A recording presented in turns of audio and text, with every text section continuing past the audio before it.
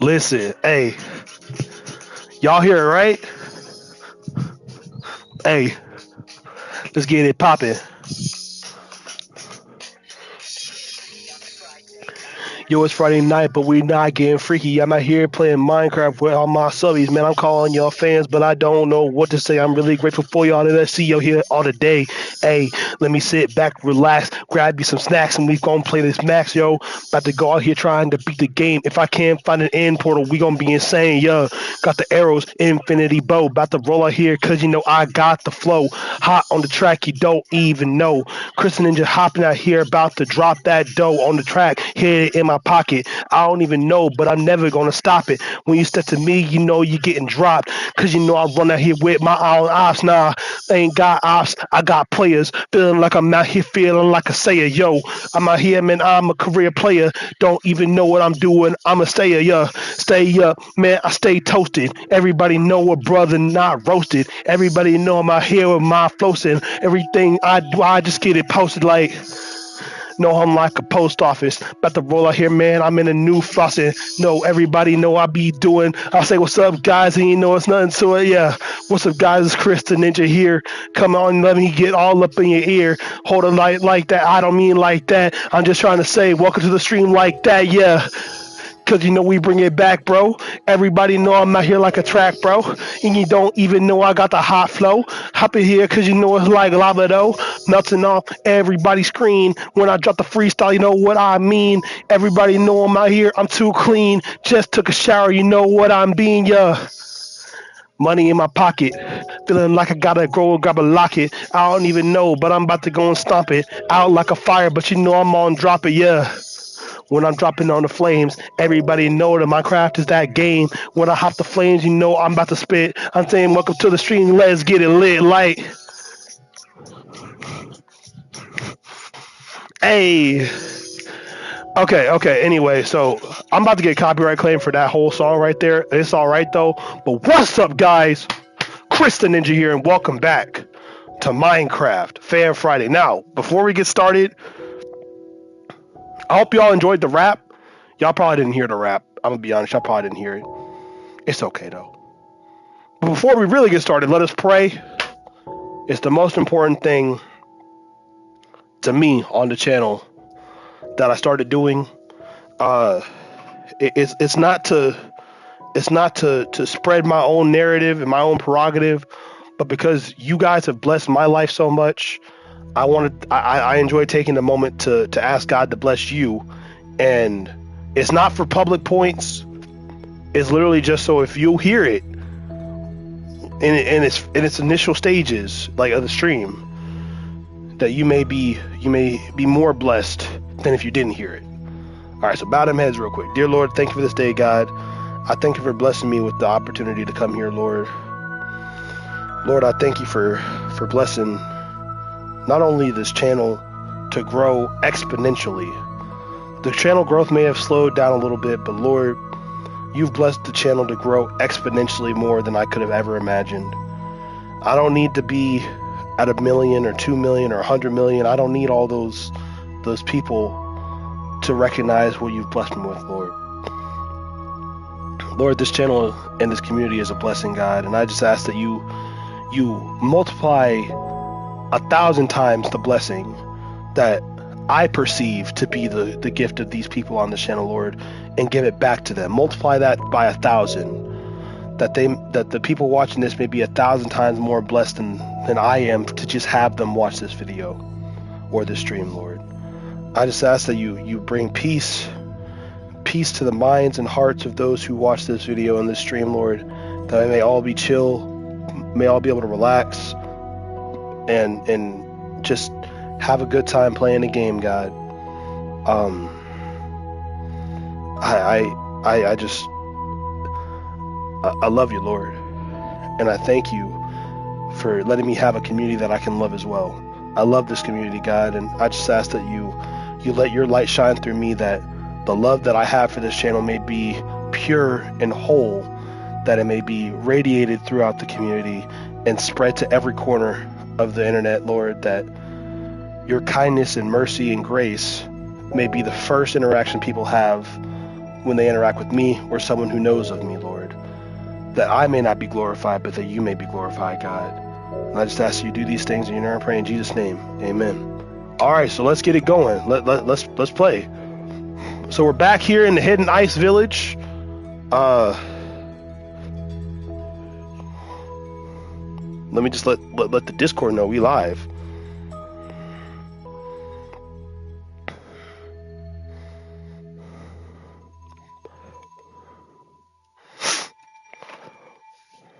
Nether stars can't be destroyed by explosions. Oh, that's good to know. See, I didn't know all that. I didn't know that crazy stuff. See, I thought it was just okay. So we're back in here.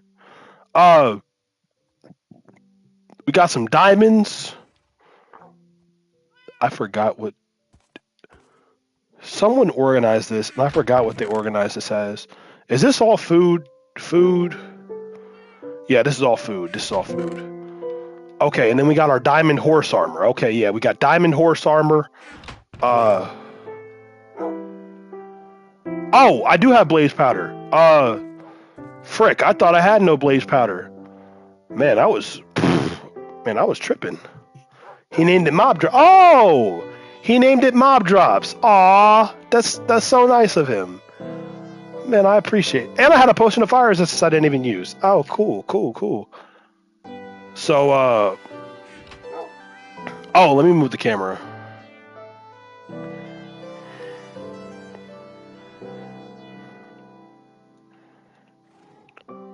Welcome to the stream. Thanks for being here. Dog with the cheese? Hold up. Move the camera. Move to there. There we go. All right, it's about nighttime now, right? It's nighttime. Yeah, it's nighttime. So we should go to bed because these mobs, they like to. I just saw this post today. It was like when you ask for a praying woman, and it's like this lady that's like praying because her son sneezed. And one of the comments said, faith around and find out. And I'm going to start saying that. Faith around and find out. That's a good line. I don't know who said it first, but that's a freaking legendary line. Faith around and find out. Oh, okay. So you want to just be an op. Oh, okay. No, I got you.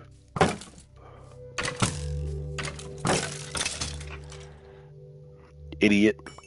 Give me your freaking stuff. Goofy. Oh, and we got a lot of iron too. Okay. Oh, snap. We got money. I also got paid today. So today's a lovely day. It feels like it's just a lovely day. I got paid. That's the best I could say. But hold on, money goes on. I'm thankful to God I got my job. Being a Juice WRLD fan is a lifelong commitment, y'all. Y'all got to recognize that. You can't just be like, oh, I like Juice WRLD, and then you don't know any of his songs now. It's kind of crazy if you ask me.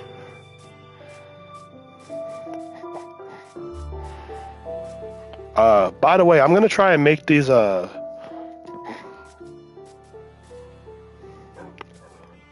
Ooh, that's how I can do this. Look, don't rage bait me now, Coco. Don't rage bait me now, alright? Y'all say overrated. I say one of the greatest freestyle artists of all time. We can differ on opinions, but what we're not gonna do is disrespect the dead. Except for if Rod Wave died, Nah, let me stop.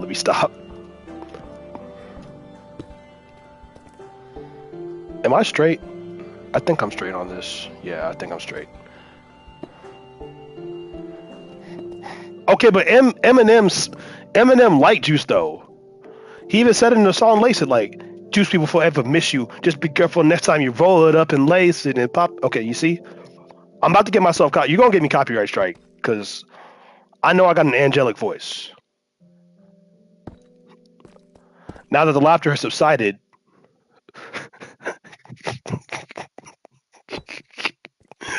oh man, bro! If anybody ever tells you I have an angelic voice, get their ears checked, bro. Get their ears checked. I might have a smooth voice for talking, but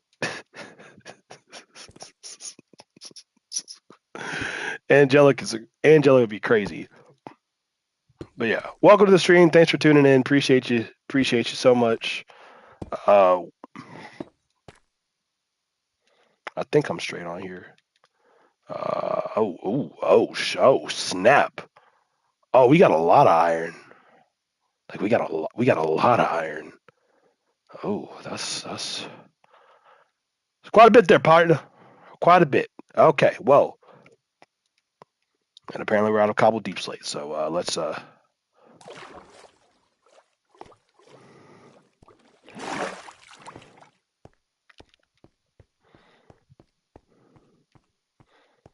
I am definitely off. I'm off by 1 block. I'm literally off by 1 block, I think. But you know what? That's fine. That's fine. That's totally cool. I'm not mad about it at all. Totally fine. I didn't mean to be straight on it anyway. I totally would love to be 1 block off at all times. It's the best way to be. You see, everybody's worried about being straight on the block. Nah. You got to be 1 off. You got to be 1 off because if you're all straight on everything, you mess everything up. You got to be 1 off so you can have some fun. You know, what kind of roller coaster is only straight on? You've never seen a straight on roller coaster. Y'all have seen a straight on. You've never seen 2 straight on roll. What's that? Hold on a second, y'all. Uh-huh. Oh, okay. I've just received word that there are sometimes straight on roller coasters. I was just made aware of this. Okay, I was just now made aware of this. I personally do not believe that I should be expected to know what's going on when they don't want to tell me everything beforehand. You see, I'm reading off a teleprompter. I'm lying. I'm not. I don't have a teleprompter. I'm straight up lying. I'm gonna tell y'all the truth. I'm lying. All right. Let's call a spade a spade.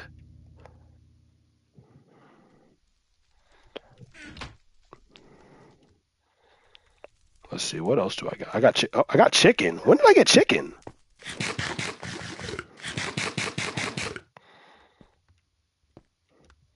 Man, God is good, ain't he? I had chicken. I didn't even know I had chicken. That's a blessing right there.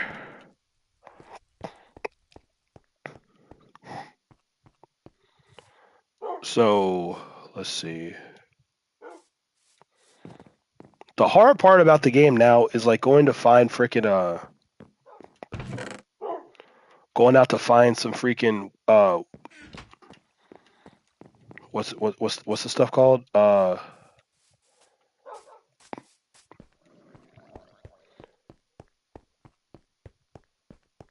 The mine shaft. Y'all know what I'm talking about, the mine shaft. Yo, what's good, Blind? Welcome to the game. Welcome to the stream.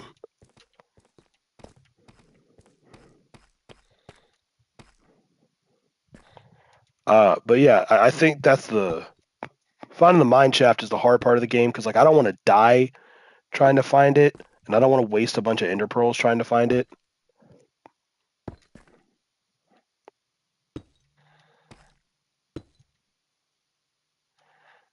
Freaking gosh dang it.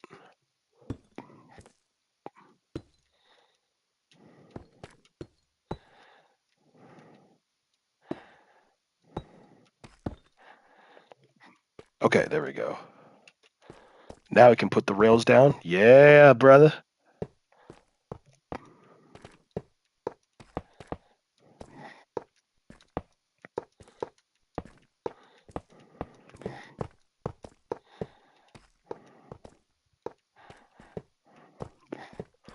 If I build a railroad all the way across the ocean,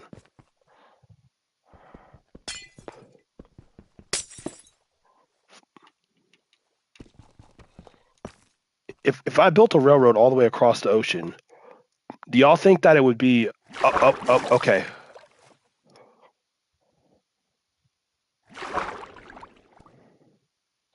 Bro, what? Dog, dude, that is serious. That is serious. Bro, what are you doing on the stream? Are you all right? Like, dude, what the? Dude, no. Get off the stream. Get off the stream. Go take care of yourself. Like, I'm not kidding. Go take care of yourself. There was only one. I've only coughed up blood one time in my life. I I've literally only coughed up blood one time in my entire life, and that was when I bruised my ribs. I literally bruised my ribs, and that was the last time I ever coughed up blood. Um, have I told you that story before of how I bruised my ribs? Okay, okay, all right, all right. See, I'm not one of those YouTubers that's like, oh, follow me, and if you're not watching my channel, what the heck are you doing? Like, I might say it jokingly, but I never mean it. Oh, I have no helmet on. So the story of how I bruised my ribs. So I know I'm safe telling this story because I know the lovely, the lovely lady that I so humbly hope to impress is out of town and will likely not join the stream. Uh, so I can talk about all my embarrassing and near-death experiences without feeling like I'm farming for what's it called? For sympathy points or anything like that. Uh, oh, I appreciate that. I appreciate that. So me and my infinite knowledge, my infinite wisdom, because we all know that I'm the smartest person that has ever walked the face of the earth. No one has ever been smarter than me. Like I am the most penultimate intelligent person to have ever lived on the face of the planet Earth. That's a lie. Me and my infinite wisdom decided that what would be a good idea, and this is back in high school. I was in high school. I was probably in like ninth grade, I think. I had to be in like ninth grade or something. Maybe I was in 10th grade. I don't know. I don't remember. It was sometime. It was like it was definitely a time when I was in high school before I really got strong. It had to be it had to be my freshman year of high school. So I was me and my infinite wisdom, I said to myself, you know what I could do? I had to go to I should try to stay strong over the summertime or something like that. Or maybe it was during the school year. I don't really remember. Maybe I got a concussion during that period. No, I'm kidding. I didn't get a concussion. Uh, I should really not joke about that. That's actually like a really serious. My bad. I apologize for making a joke about concussions. Um, I was with my grandmother. We had a. Oh frick! Oh frick! No! Frick off! Frick off! Frick off! You slime ball! Got him. Red dot him. He can't even hit.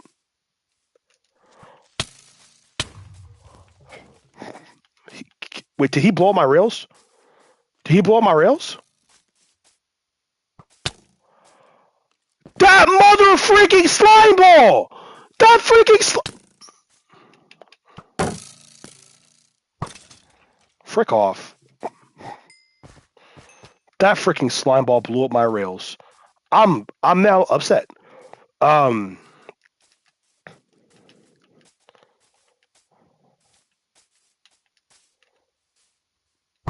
Headshot. Get freaking killed.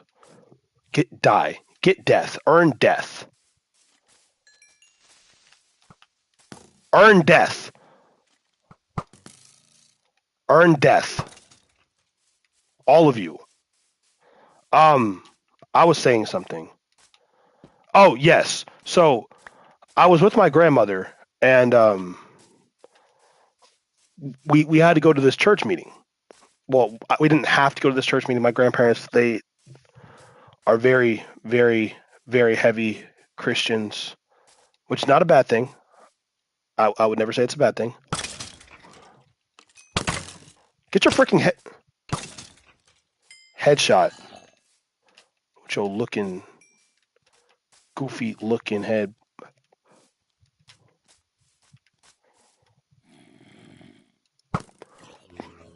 And so we're at the hotel, and we got a little bit of a break between services, and I was like, oh, you know what would be a great idea? I should go to the gym and lift weights with only my elderly grandmother as my spotter because my grandfather wanted to go to the church. Well, I tried to do bench, and I put this is before I could lift a truck. I still can't lift a truck, but this is like before I got kind of strong. I throw a plate on the bar, and I was like, all right, let's go bench this. And my grandmother spotted me, and I literally dropped the bar on my chest, like I literally, and I wasn't ready for it. And also, when you lift weights quite often, you start to build up a resilience to the weight dropping onto you ever so slightly, to where like your ribs get more flexible. Like you can start. I don't recommend this. This is not recommended, but you can use your ribs as like kind of a springboard. It's not recommended, but you can use your ribs as a springboard when you're lifting weights to kind of like bounce the weight off your chest, which I feel is kind of cheating and ego lifting, so I don't do it. But yeah, so I dropped the weight on my chest, and I was like, oh, that hurt. But I was able to walk it off. But then I was like, man, my ribs hurt a lot. Like my ribs hurt like a lot. And I think I went to church that afternoon or that evening, and I went to bed. And then the next morning I woke up and I could not take any deep breaths. I was trying to take a deep breath, and it was like somebody stabbed me right underneath my ribs, into my lung. I'll never forget it. I would take a deep breath, and then right here, like I don't know if y'all can see it, but like let me. I would try to take a deep breath. Hold on, let me. There we go. I try to take a deep breath, and literally right here, it felt like somebody stabbed me. Like literally somebody stabbed me in my ribs. And I would take a deep breath and be like, and like I couldn't take a deep breath. So, I think maybe I just slept on it wrong. Maybe I don't know. Maybe I could walk it off or something. That goes on for like a whole day. Like a whole day. And we're driving back from the church meeting, and I'm like, Grandmommy, Granddad, it hurts to breathe. It literally hurts to breathe. And then I start smelling my breath. And I'm like, oh, my breath smells terrible. Golly, my breath smells horrible. And then I start coughing. And as I'm coughing, my chest is hurting. Because, I mean, you don't know, but as I'm about to tell you, my chest is hurting. And I can't breathe. My breath smells bad. And I go cough. And then the next thing I know, I see blood. Oh, you're good, dog. I saw blood in my, when I coughed, I saw blood come out of me. And I said, oh no, this is not good. So we go to, we roll up to urgent care. We rolling up to urgent care. And they take a look at me. I tell them my symptoms and everything like that. I thought they were going to say oh, you have a broken rib, here's a cast, here's some medicine or something like that. These freaking dudes at freaking at urgent care did not do a darn thing. They did not one darn little thing, man. I was so mad. I was so frustrated about it because like you really mean to tell me you could do nothing for me? There's nothing you could do? Absolutely nothing you could do. Nothing at all. So I'm mad because they literally had me messed up, bro. They literally had me fricked up. I have my ribs bruised, and like, oh well, just take some deep breaths. Take some deep breaths. Take some deep breaths. I can't take deep breaths. I can't breathe. And so they over here talking about some. Oh, we'll just take some deep breaths and it'll be fine in like 2 to 3 days. 2 to 3 days. 2 to 3 days of me being able to, because my ribs busted. Cause my ribs is bruised. No. See, I see what kind of stuff you want, urgent care.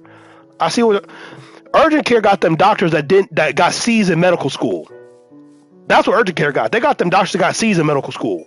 You know what them hospitals got? They got the doctors got B's in medical school, and the ones that got A's in medical school, you don't know where the heck they are. They randomly scattered throughout the United States.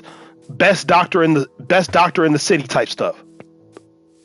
And I mean like world like state renowned best doctor in the city. Like, oh, I'm gonna refer you to this doctor. He's really good or she's really good. I guarantee you'll feel better. Like, that's those doctors. The ones with A's and B's and stuff like that.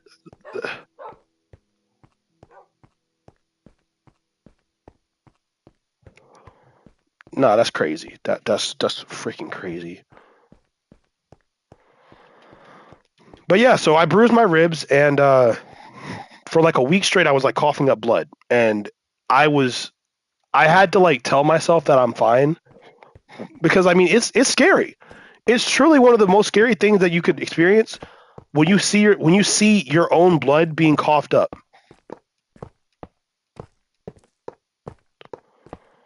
And also, that's how I found out what death smells like, because that's why death smells so bad. It's literally the rotting blood of whatever has died. It's very disturbing. It's extremely disturbing. But once I coughed everything out, and my lungs were fine, because I know I definitely punctured a lung or something like that, or bruised my lungs, definitely something like that. Once I coughed everything up, everything was fine. Then I was I coughed everything up, and then then I was my breath started not smelling like death anymore. I was able to take deep breaths again, and yeah, that's that story of how I bruised my ribs. Don't know how I bruised them I know how I bruised them, but I don't know how the heck that bruised them and how I haven't bruised them since. I don't know. One of life's great mysteries.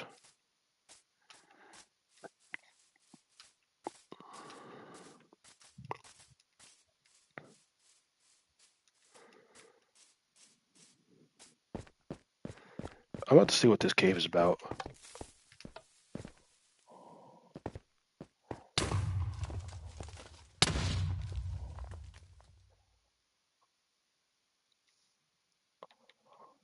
Bro, what the heavenly heavens?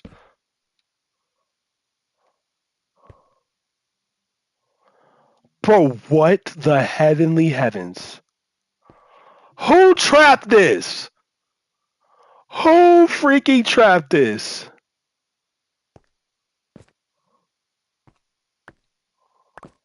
Oh my gosh.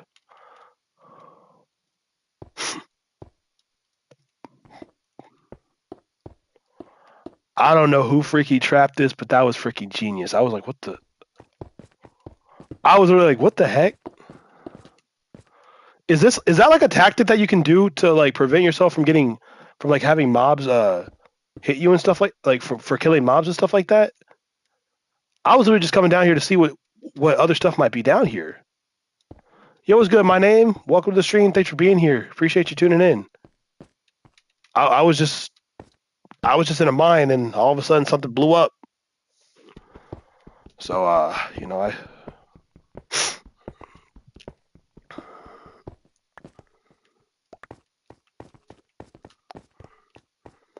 Where was the thing, right? Like there was the other village that we were supposed to find the mine shaft thing was the other place we were supposed to find the mine shaft was this way. So we were going this way. We've gone that way and this way. So now we go this way. Kind of. I want to go back to that mine shaft. I don't remember where it was. I don't remember where it was. I remember it was close to it was close to something.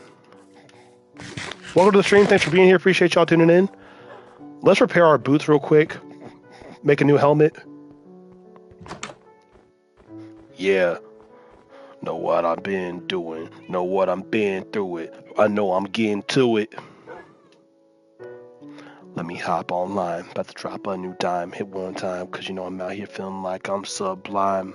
Like I'm Sub-Zero. I'm too cold. Yeah. Rapper. Real rapper. Not a fake one. Like a real rapper. Like one of those real actual rappers, you know? Okay. Actually. God.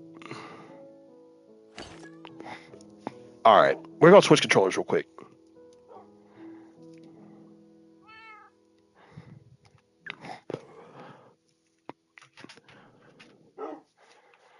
Can y'all hear me? Y'all can hear me? We had to do a little controller hot swap.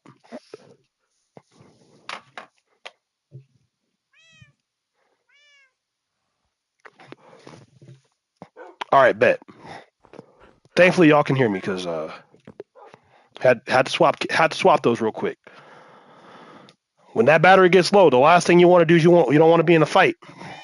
That battery low, and next thing you know, you're not. Next thing you know, you're not around. Actually, let me do some fishing. It's been a while since I've done some fishing.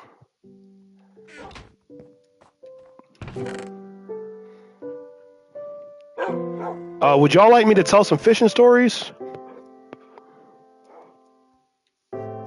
Like stories while I fish?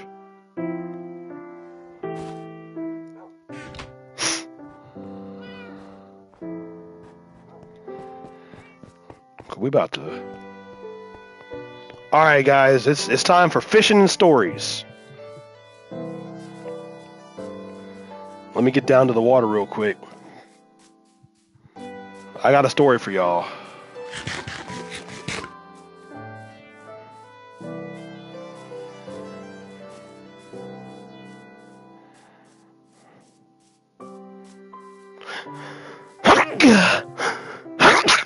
Frick. Frick. Gosh dang. Oh my god.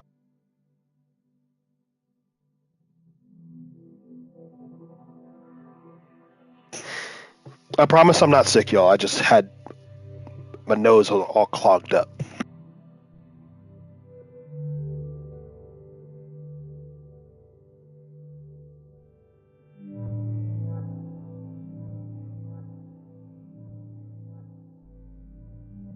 Okay, we're good. We're good. We're good. We're good. We're good. We're good.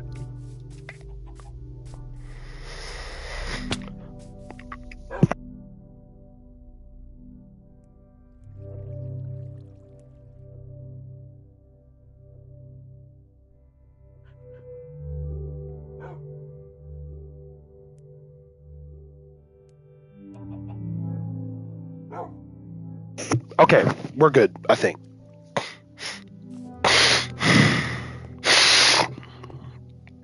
I just get annoyed really fast when I can't breathe. It's one of the things that really irritates me the most.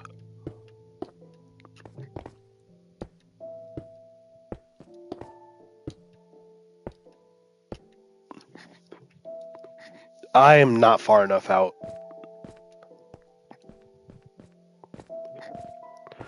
We gotta be really far out on the water for this. Cause like, I don't want anything to be able to run up on me and then kill me.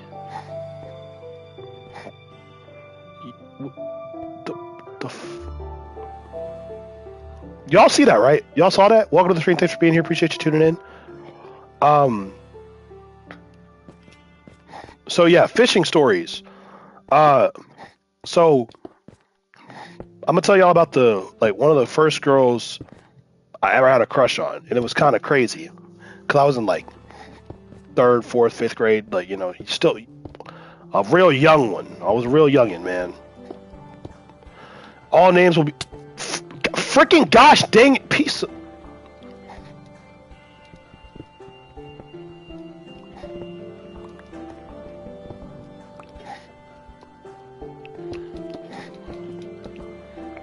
I should put a fence up.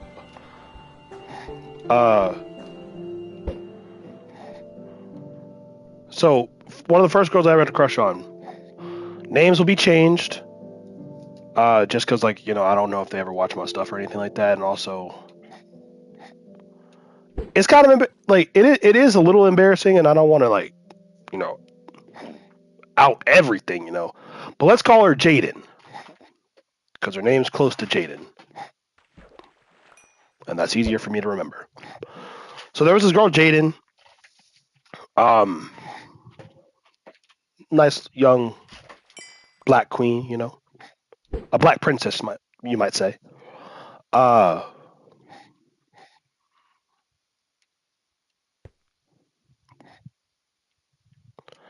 and Jaden was in my class a few different years actually. She was in my class a couple different years, and I really like this girl. I was like, oh my goodness, she's so pretty, and she's cool, and uh, we had nothing in common. I'm gonna put it to y'all straight. We had nothing in common. She didn't like she didn't like video games. She didn't like cars. She liked Justin Bieber. She liked like dolls and horses and all that. Nothing in common. I couldn't even talk to her about Star Wars or like Legos or not absolutely nothing in common. Like two opposite sides of the spectrum. Um, and me liking this girl a lot, you know, I was a simp. I'm not gonna lie. I was a simp all the way up until like I recognized that, you know, if someone's gonna like me, they're gonna have to like me because they like me and not by anything that I do. That's something that y'all got to figure out eventually. That no one is ever gonna like you because of what you do for them. They're gonna like you because like they can like you for what you do for them, but if they like you for that reason, they don't like you for the right reason. So, uh, I remember one time we were playing soccer at recess, and I wanted to play kickball, but no one else wanted to play kickball. Everybody wanted to play soccer, and I was like, man, why y'all always want to play soccer? I want to play kickball, even though soccer and well, no, they're not similar at all. Soccer is just kick the ball in the goal, and kickball is baseball with your feet. All right, let's get that straightened out first and foremost. Because I think I told the teacher one day, like, Miss K, I want to play kickball, but they only want to play soccer, and the teacher was like, well, soccer and kickball are pretty similar. You still get to kick the ball. I was like, no, it's not. That's not the point. It's baseball with your feet. All right, that's the point I'm trying to make. Anyway, so we're playing soccer, and I was like the one person. Like I was, like y'all know, I was a fat kid. I was a really fat kid. Like out of breath for literally any reason possible. Always sweaty. Always hot. Slowest kid runner. You know, it was what it was. That's why I didn't like soccer. I liked kickball because I could run. I could run. Like here's my logic for like why I like kickball and not soccer. I could kick the ball and sprint for like 5 seconds. Well, less than 5 seconds. I could sprint for just a few seconds and then stop. And then sprint again for a few more seconds and then stop. It was genius. Perfect game. Soccer, you got to keep running. You get crossed up, you got to go chase the guy down, and if he's faster than you, you can't catch him, and then he like breaks your ankles, and then you look stupid. And kickball is it's very simple. You kick the ball and run to the base. Uh, oh, cool, yeah. So, what was I saying? Uh, So this girl I like, Jaden. I got my water bottle out there. I'm playing goalie, and she said, "Hey Chris, can I get a waterfall from your water?" And you might, man, the way like looking back on it now, I realize how funny this is. That's why I'm telling this as a fishing story because it's funny in hindsight. But like 10-year-old me, when she was like, "Can I get a waterfall?" Which is literally like, she'll take the water bottle and just hit it and be like, "Thanks." You would have thought she asked me to marry her. I was like, "Oh yeah, for sure. You can definitely get some of my water. I haven't even opened it yet. You can have some of my water. Yeah, yeah." She asked me for my water. Like I was hyped up. I was so hyped for literally no reason at all. I had no business being that excited over her asking to waterfall. She didn't even ask me like she didn't ask to drink the water out of my bottle. She didn't ask me to she didn't say anything like, "Oh, if you let me get some water, I'll give you my number." She didn't say nothing. All she said was, "Let me get a waterfall." And I was down bad. Oh my gosh. It was some of the most embarrassing stuff I ever saw in my life. Well, it was some of the most embarrassing one of the most embarrassing moments I could have ever had in my lifetime. And you know what? It happened. I'm fine with that. I'm fine with telling the story because to me,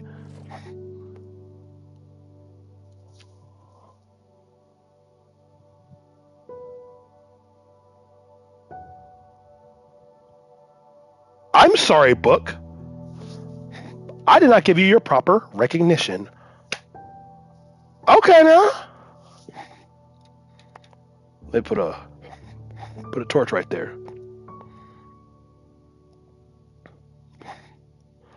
Um, but yeah, I was extremely, extremely, extremely happy that she said like, "Oh, let me get a waterfall." Literally had no business being that happy. Like literally no business being that happy. Uh, and so I thought that was her starting to like me. No, it wasn't her starting to like me. She just knew she could get me. She just knew she could get some of my water because she knew I liked her. Now I'm not saying she was. I'm not saying she was a bad girl or nothing like that. She was just doing what she had to do. Water is water. But because I thought it was like a special moment, like the start of a relationship or something like that. I think one of my guy friends, he was like, "Hey man, let me waterfall some of your water, bro." And I was like, "No, no, I'm only letting a girl waterfall after me, and only this girl can waterfall after me." And nowadays, my boy, my former football teammate, "Hey man, you got some water?" "Yeah man, here, take some. Here, take." All right. "Hey, here, you need some water?" "All right, yeah, you get some water." "Yeah, oh yeah, yeah, yeah. We all good." Like,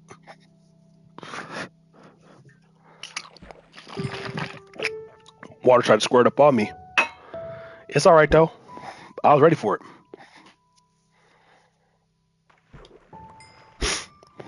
But yeah, so that was that story. Uh,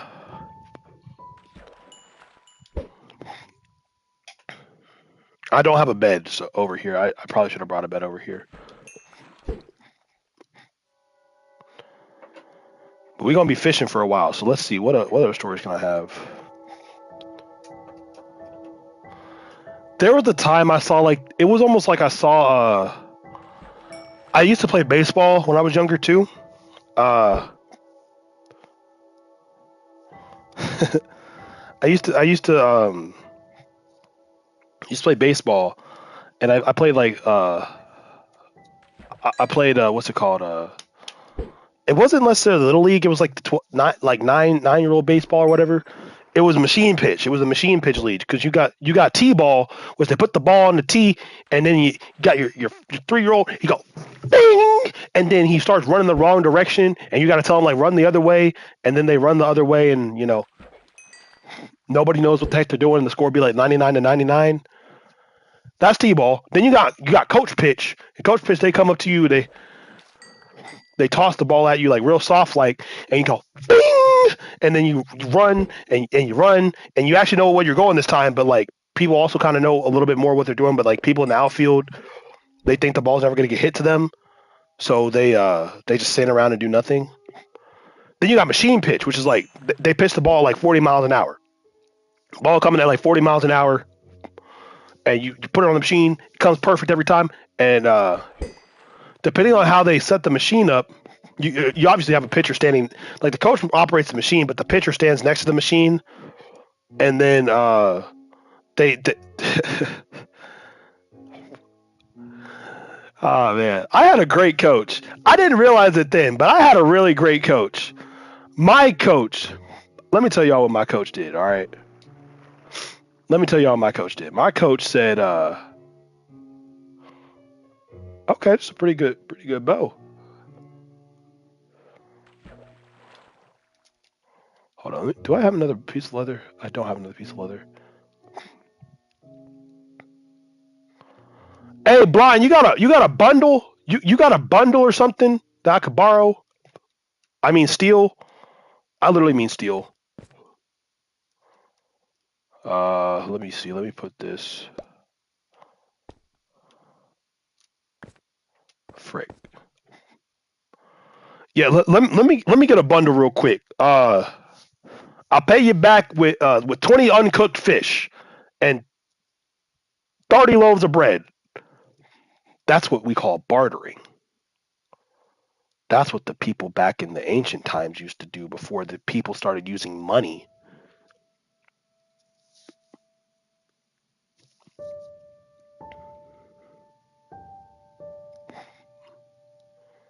No, it wouldn't be fair. You got to make the trip out here and it's dark and I ain't got space for it and I want to make sure I do right by you, What see? Oh, I got you. I'm coming back. I'm coming back. 'Cause I need that. I need that bundle. I need that bundle. Like I need oxygen. I got you, dog. Don't worry. See. Look at that creeper over there. Look at him, all smug and walking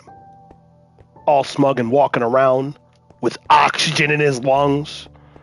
Look at that skeleton. Prime suspect for getting shot up. Yeah. Man, sit your down, bruh. Sit your backside down. All right, I'm coming to you. I also need to make a new pickaxe anyway.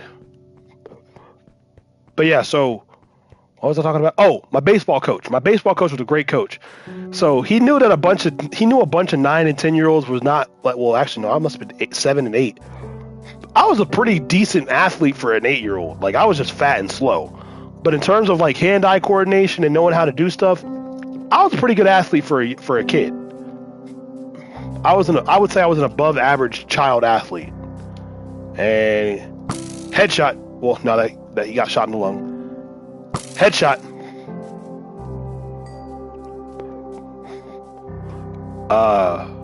No, when I was a kid, I was really big. I'm not afraid to say the truth. Now I'm just like a little more. I'm more husky than I am fat. I'm chubby. I got the dad bod going on,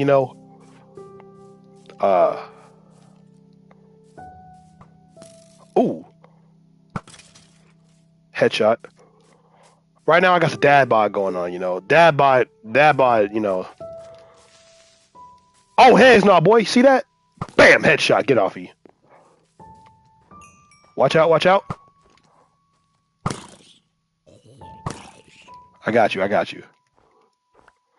Don't worry, I got you covered. Okay. Hold on. I'm gonna drop the bread in your house. That way we don't have to worry about fighting stuff out here. Okay, so the bread,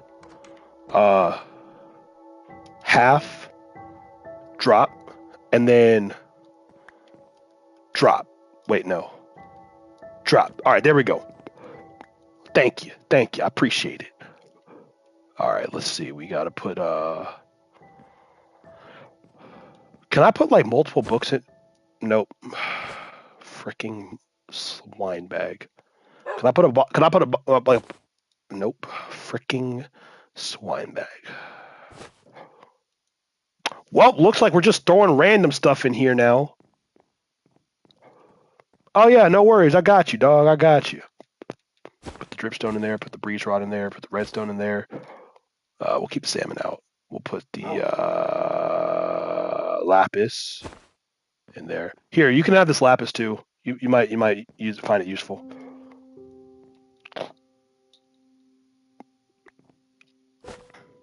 I'll take this out. Put this in there, and then I'll put these diamonds in there. Then I'll put this gapple in there. Yeah. Now it's all coming together. Now put these bones in there. Yeah, buddy. Now we're good. Now we're cooking. All right, time to go back out. Oh wait, hold up. I need to make a. Do I have any sticks? I do. Ooh, I do have sticks. I'm gonna borrow your crafting table real quick. Borrow the crafting table. Let me make a pickaxe. Yeah, there we go. All right, there we go. And now I'll eat the bread. Oh, look at this. It's daytime. All right, it's time to go kill some stuff.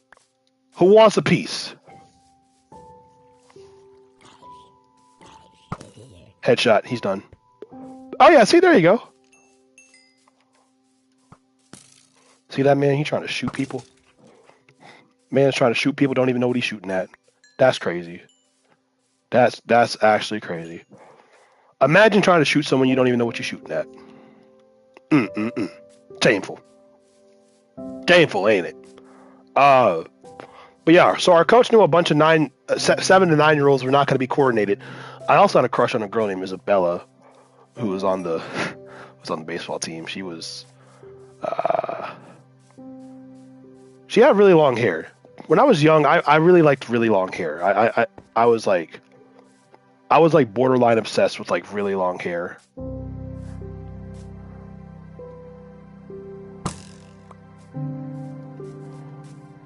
Oh, that's one of them evil bunnies. That's an evil bunny. Y'all see the red eyes?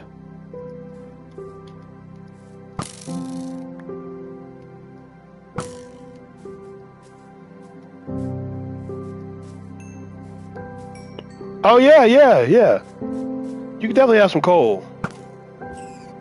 You gotta kill those things. Those are evil rabbits.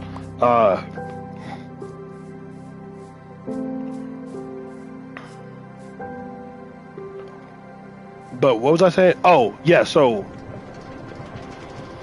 I had a crush on this girl. Her name was Isabella. Yeah, her name was Isabella. She was pretty cute, you know, I'm not gonna lie, she was pretty cute. And she just had long hair, you know, I just had a stint where I liked long hair. Hold up. Moving target. Frick. Yo, I got him right there.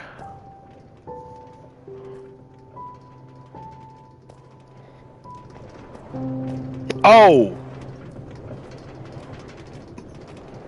My bad.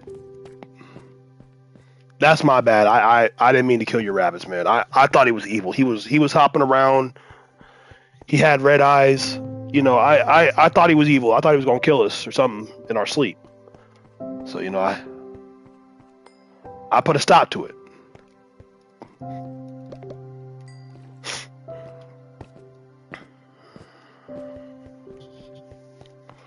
But yeah, so our coach knew that a bunch of 7, 9-year-olds were not going to be coordinated enough to play any baseball. So he made the genius decision on like the first day of practice. He was like, "Okay, guys." By the way, this is a machine pitch. He was like, "Okay, guys, so whenever I say baseball ready, you're gonna say down, and you're gonna get an athletic stance. You're gonna put your glove on the ground. You're gonna have your hand here. Hold on, let me catch this fish. You're gonna have your hand here, glove on the ground, ready to snap the ball up and scoop it up, and then you're gonna throw it to first base. Always just throw it to first base. Don't worry about it, just throw it to first base." And we were like, "Okay, all right, we got this. First day of practice, baseball ready, and the whole team down. And then he'd hit the ball to the outfield, and we'd like scramble to go catch the ball. But I tell you right now, we didn't have many errors. As far as I remember, we didn't have many errors on the baseball field. My team, we were some dogs. Actually, we were called the Mud Dogs. That's the one team. And then we were like the Riverside River River Cats. River Cats? Was that the other one?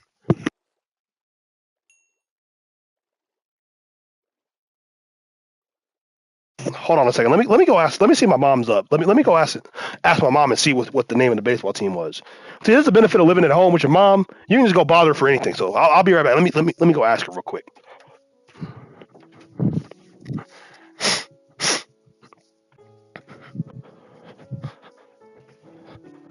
Hey mom, what was the name of the first baseball team I played for? Yeah, it was. I played for the Mud Dogs, and I played for the what was it, River Cats? Oh, okay. See, I on stream. I was talking about the baseball stories, and I said let me go bother my mom and ask her what the team was. Okay, yeah. So it was the River Cats. I think I'm pretty sure it was the River Cats. But yeah, we was cold. We was cold back there in baseball, man. I got some pictures where I'm like this. Well, actually, no. I was more like this because like I didn't learn how to like actually hold a bat. But then like okay, so batting 101. I'll use a sword as an example. But batting 101. So a lot of kids stand like this with their bat like this, and then they swing like this. Then you learn how to kind of learn how to bend in your stance, and this is where I was.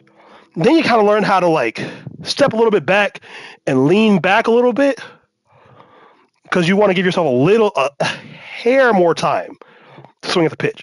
So you lean back a little bit, and then you kind of arch back and choke up on the bat. So when you swing, see like I'm getting the torque because I can like push off that back foot. I can push off that back, boom, push, as opposed to being flat, like leveled up, where I can't get that push anymore. So I used to have the craziest stance. I used to be like this, and then boom, I hit the ball a lot too. So I was a good hitter. I was a good hitter. Anyway, that was like when I finished playing baseball.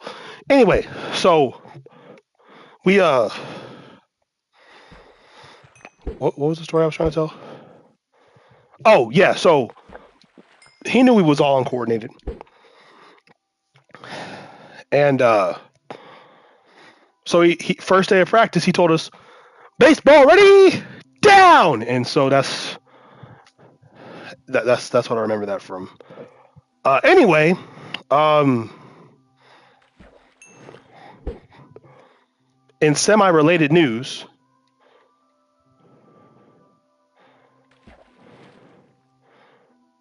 Fortune, Fortune 3, ho, ho, Fortune 3, oh, way, boy, oh, way.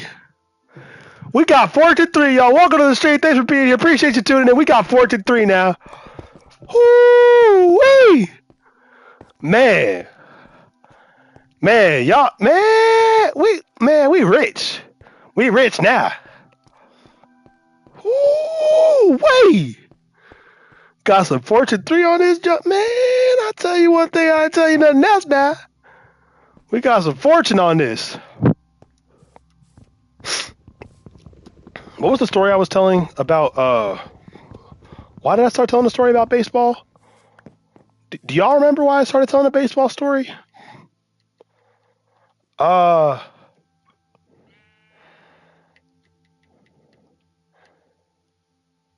I forgot why I was telling the baseball story.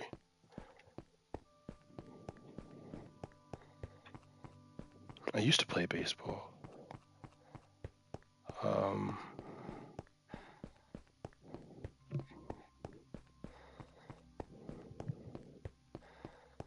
Something about me used to play baseball. Oh, the catch, the slowest catch I ever saw. So I was playing baseball, and this one of the kids on the team, he was like I'm playing shortstop, and he's playing third base, or I'm playing like left field or something. No, I'm playing right field or so. I was playing something. I was playing somewhere. I was playing somewhere on the field. It's not really important where I was playing. The fact of the matter, I was playing. I was a starter. I was a legend. All right, all right. I was the greatest player of all time. That's a lie. That is a lie. But I was playing, and so I see this man. It was almost like deja vu. I see this man walk up to the plate. The third baseman drops to his knees, and I was like, "What the heck? Why did you drop to your knees?" And then before he caught it, this is how I remember it. Before he caught it, I was like, "Oh snap! He caught it! Oh, he caught it!" And then the ball got hit, or the ball was like flying really slow or something like that. But it looked like a line drive.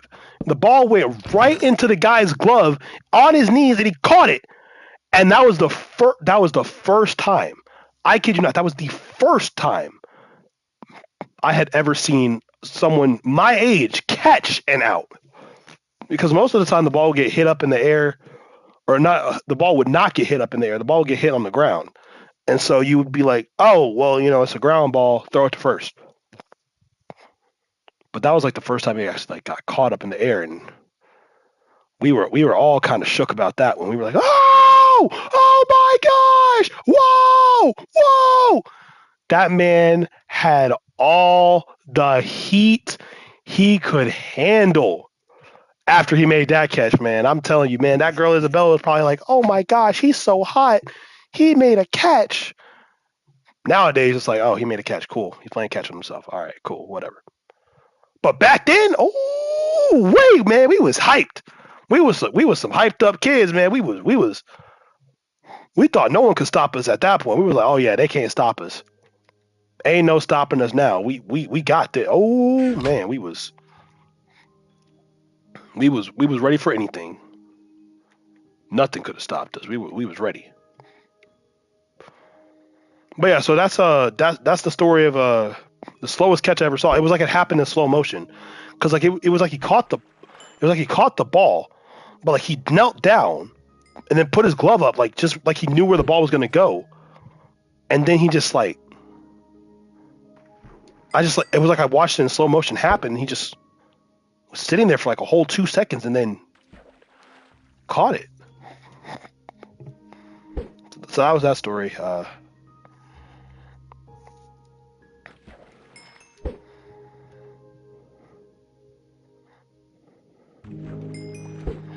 have another baseball story. I probably told it before. I think I told it before. Um, there was one time I got sick, like right before a baseball game. It was like a weekend before. It was like 2 or 3 days before the baseball game, and I got really sick and I couldn't go to the game. I couldn't play, and I was so sad and I was upset that I couldn't play in the game because I was sick. And I guess my mom told the coach I wasn't feeling well, so uh, I gotta ask my grandfather to give me the ball, uh, unless it's in hard mode. If it's in hard mode, they can. Uh, I don't think I have it on hard mode. But oh, dude, that's light work. Just crit him a couple times. Um, but yeah, I was sick and I couldn't go to the baseball game, and I was sad. And I guess my mom told the coach, and the coach told the team, and so they won that game. And to kind of show me their support, all the kids signed the ball. And like when I hear, like I didn't realize that, like I forgot that happened, honestly. But then I see the ball and I'm like, wow, they really, that's real team. That's some real teammates right there. Like the fact they knew I wasn't feeling well, and then they signed the ball.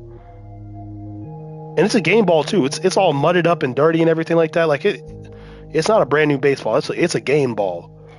That's probably the ball that they won the game with or something like that.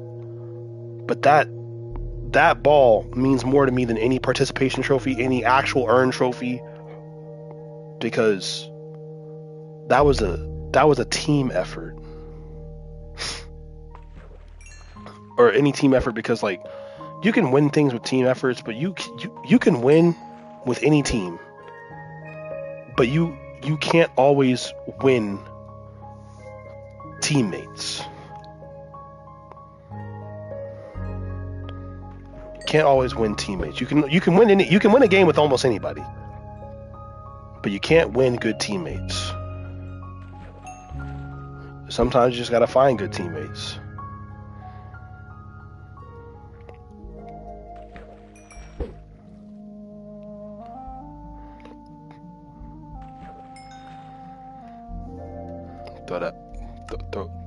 Throw this junk back. What is this? Hey, Frost! Ooh, Frostwalker. Hey, all right. Hey, I was trying to get them Frostwalker boosts now. You know what I mean? Do I have Frostwalker 3 on these? Or is this Frostwalker 3? Protection 3, Frostwalker 2. Man, I'm about to be dripped out.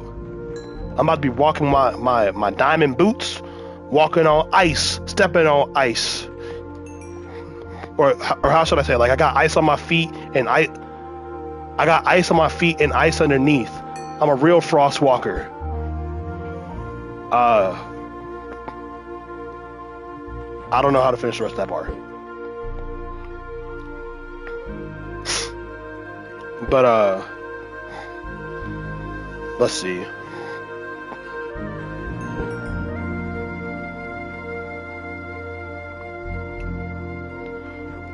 So, Blind, if I asked you who the greatest football team to ever live was, who would you say the greatest football team to ever live was? The greatest tackle football, American football, greatest tackle football team that ever lived.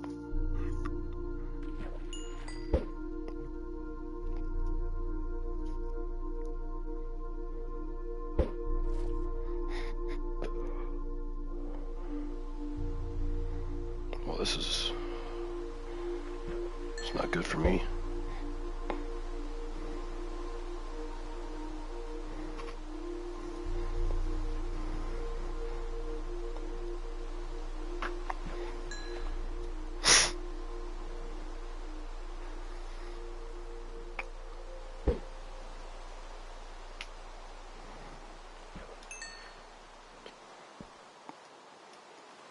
Anybody in the chat can also answer that question. Who is the greatest football team to ever walk the face of the earth?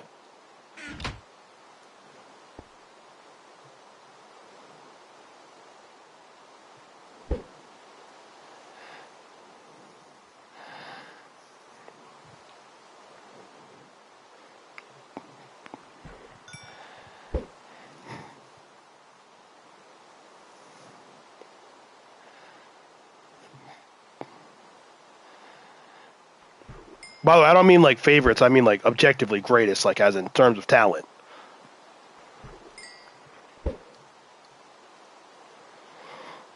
Well, whatever the team it is, it's the wrong answer. The correct answer is the 2016-2017 Mountain View Wildcat freshman football team. 6-1 record with Ed Ware as the quarterback, Chris Carter as a defensive tackle, M. Johnson as a DN, Jay Sneed as the other DN. Who else was? Zach B. at DT, Guy C. at DT, Mark. I forgot his last name, but Mark at running back. A. Thomas at wide receiver. S. Sparks as special teams. There were some others that were on the team that I can't remember their names. Oh, D. Flett at offensive tackle. John C. No, not C.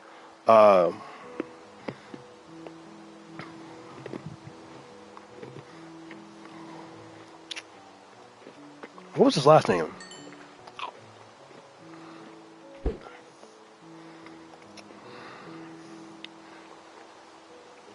I forgot his last name. But my boy John, I know if you know who he played center. John at center.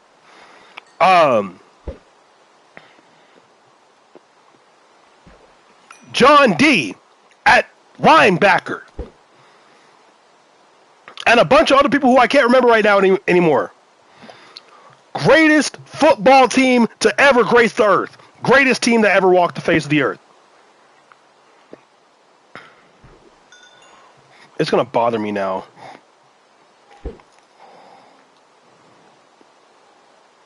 It's going to bother me so much now.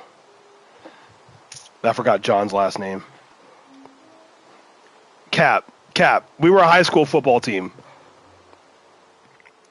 We were the high school football team in Virginia. But anyway, I had so much faith in that team. I think we could have. Look. Call me crazy. Call me crazy. There's no way you know about the Mountain View football team.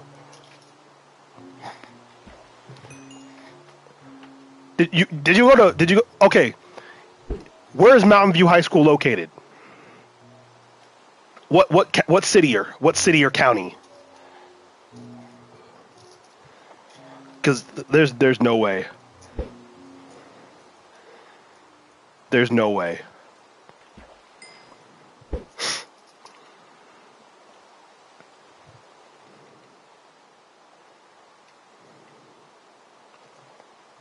But I had so much faith in that team, man.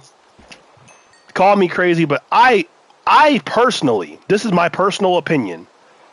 I think that the Mountain View High School freshman football team could have won 8 Super Bowls in a row.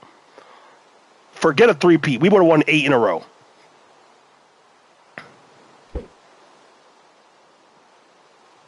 Mountain View High School. We rocked that orange and maroon. And not that dirty green and blue. I'm looking at UCF. Yeah. I'm going to clip this, Caden. I'm going to clip this and I'm going to send it to you. Orange and maroon is way better. It's on a YouTube video. Make a response video where it's true. CF is terrible. Worst school ever. That garbage blue and green color palette.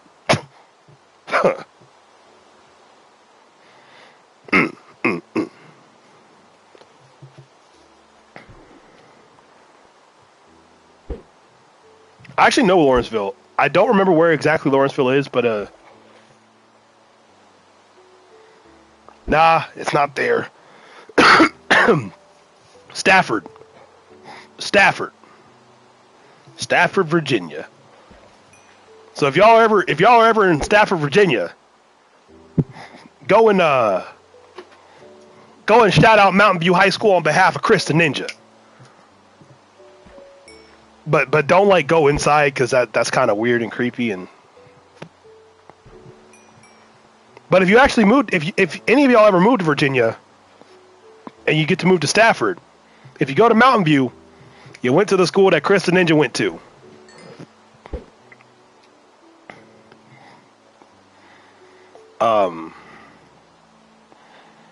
Man, the head coach literally just retired there. Also, the head coach just retired. Man, I haven't had a chance to really speak on anything that I really want to speak on, and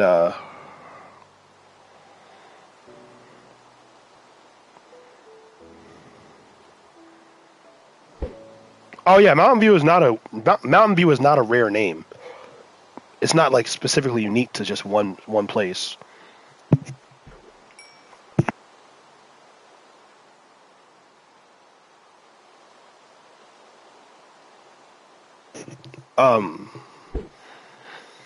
But man, let me tell y'all a story about Coach Tino. Coach Tino. Coach Tino was something, man. I'll never forget how he came. He came up to the school. He came up to the middle school one day.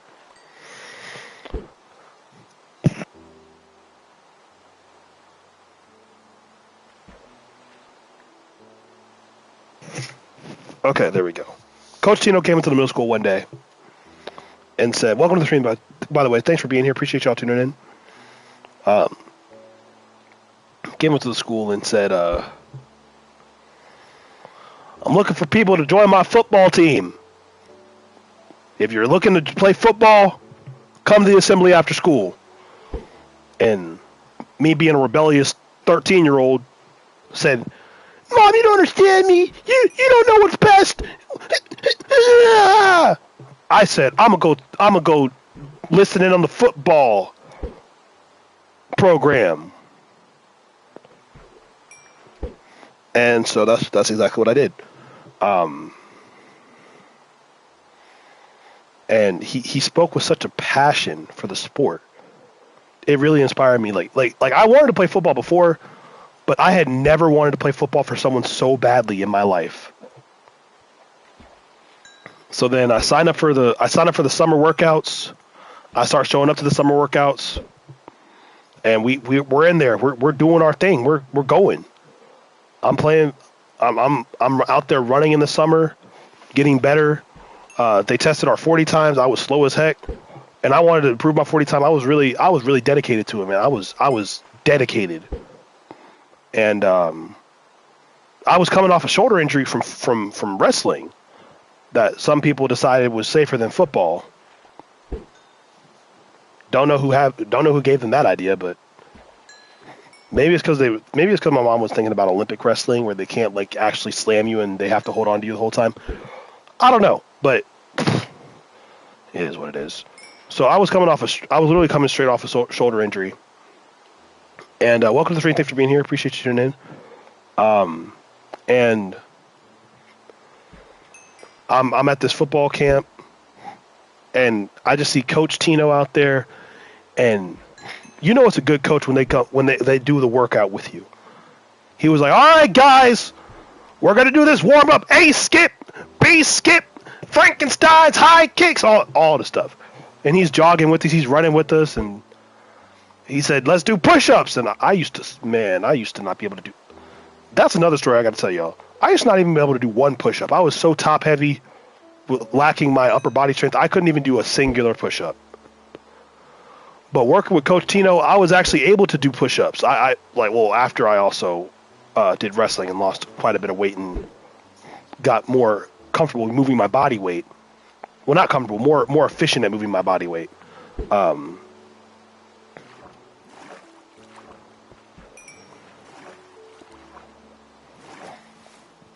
Oh, it's good, dog. Here, have a book. And actually, I need that book. Here, take another book take a book from here. You got respiration and fortune and mending, and actually take this book. Take this book. I'll put the book on the far right corner. Take this book. You might find that useful. And here, have a bow.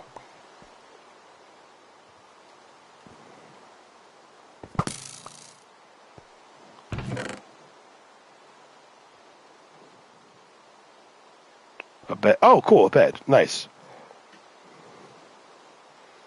But yeah, Coach Tino, he was the embodiment of what football means, man. And he loved the team, man.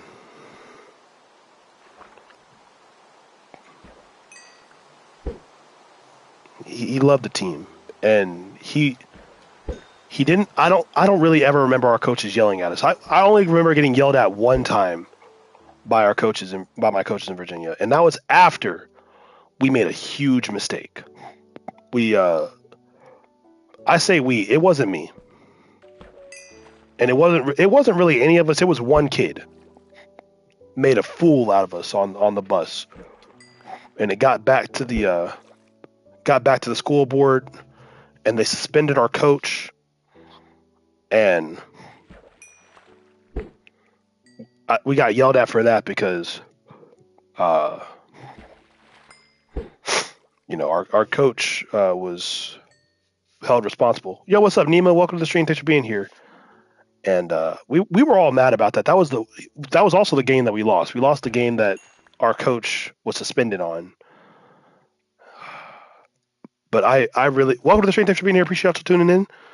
I really believe that my freshman football team, the one with a bunch of 14 and 15-year-olds, would have whooped any NFL team. No, y'all can't prove it wouldn't happen. Y'all can't prove it. We would have whooped everybody. Swept the whole 15-0, 16-0, 17. We would have whooped everybody. Because we were tearing through the high school teams, man. We was cooking. We did better than the varsity team. We were them dogs. I'm talking, man.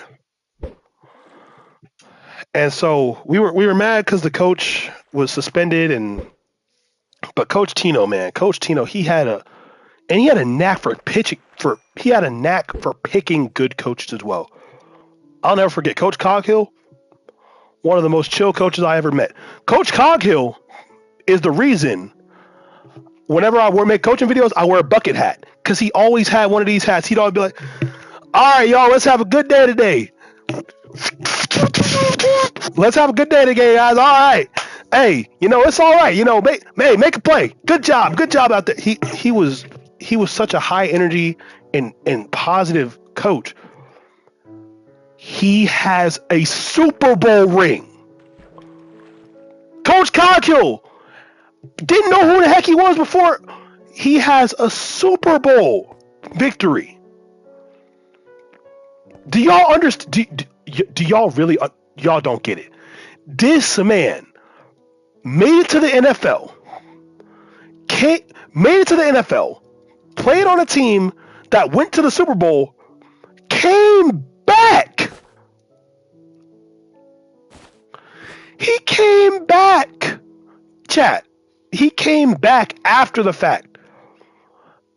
And then he came back and then coached football. And then like he came back and coached football after winning a Super Bowl. Yes, he coached me. I remember this. I remember it vividly too. Like, I don't remember exactly what he said, but I remember vividly being coached by Coach Coghill. Oh!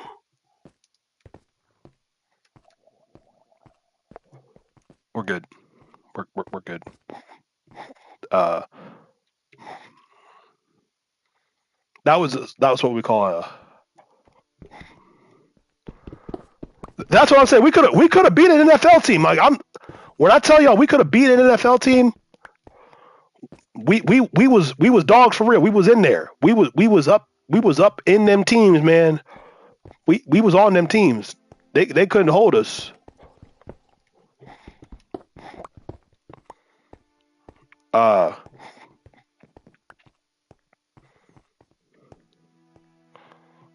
Okay, let me 1, 2, 3, 4. There we go.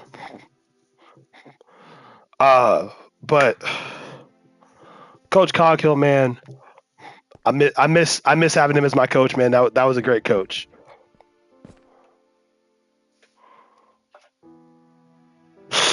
Ooh. That looks. Nah, we all right. We'll take the chest plate off. We'll protect the chest plate by taking the chest plate off. Unarmored. Surely nothing bad will happen to me now. I definitely won't get shot or have a trident thrown in my chest meat. I'll totally be fine.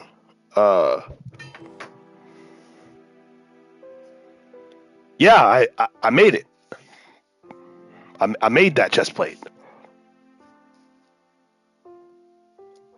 But yeah, so Coach Coghill, one of my one of my favorite coaches I ever had, but not to be confused with the greatest coach I have ever had the pleasure of playing for. Ladies and gentlemen, boys and girls, gals, pals, and everything in between, might I introduce, stemming from the legendary coaching staff of Coach Sorrentino, the probably 5'9" Virginia Tech graduate, young man that also played at Mountain View High School, coaching the defensive line for the freshman level football team. Might I introduce to you Coach Altomos? That is oh my gosh, S tier. If I ever make a coaching tier list of like coaches I've had, S tier. Coach Altomos, aka Coach Ultimate. The ultimate coach. Greatest coach I've ever had in my life. Oh my gosh. He took me from awkward, overweight, slow, no reaction, passive defensive tackle to a dog. A dog.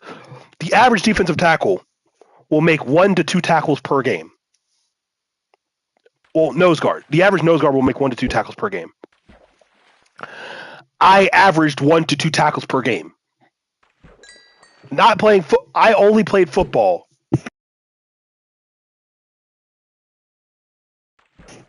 I had only started playing football really my freshman year of high school. I only started playing football in my freshman year of high school because I was too heavy to play before and a bunch of other stuff. And my mom was like, "Oh, don't play football. It's too dangerous. You're gonna get concussion and die." Obviously, I'm a ghost now, so she was right. But hey, all right, I like that. That's great. But yeah, so he turned me into a monster on the field, and I'm forever grateful. He would take me after practice, to the edge of the field. He get the shield out, because coaches they want to see you get better, but they don't just give everybody that same treatment. Football coach. Fishing next to blind. We're fishing next to blind, or Waldo. See, but coaches don't just give up their time like that to just anybody on the field. Oh, cool. Here's an infinity bow. Nice. It's they gotta see something in you. Well, like, they don't have to see something in you, but like they gotta know that you're coachable enough to be worth their time to be worth their time to actually coach up,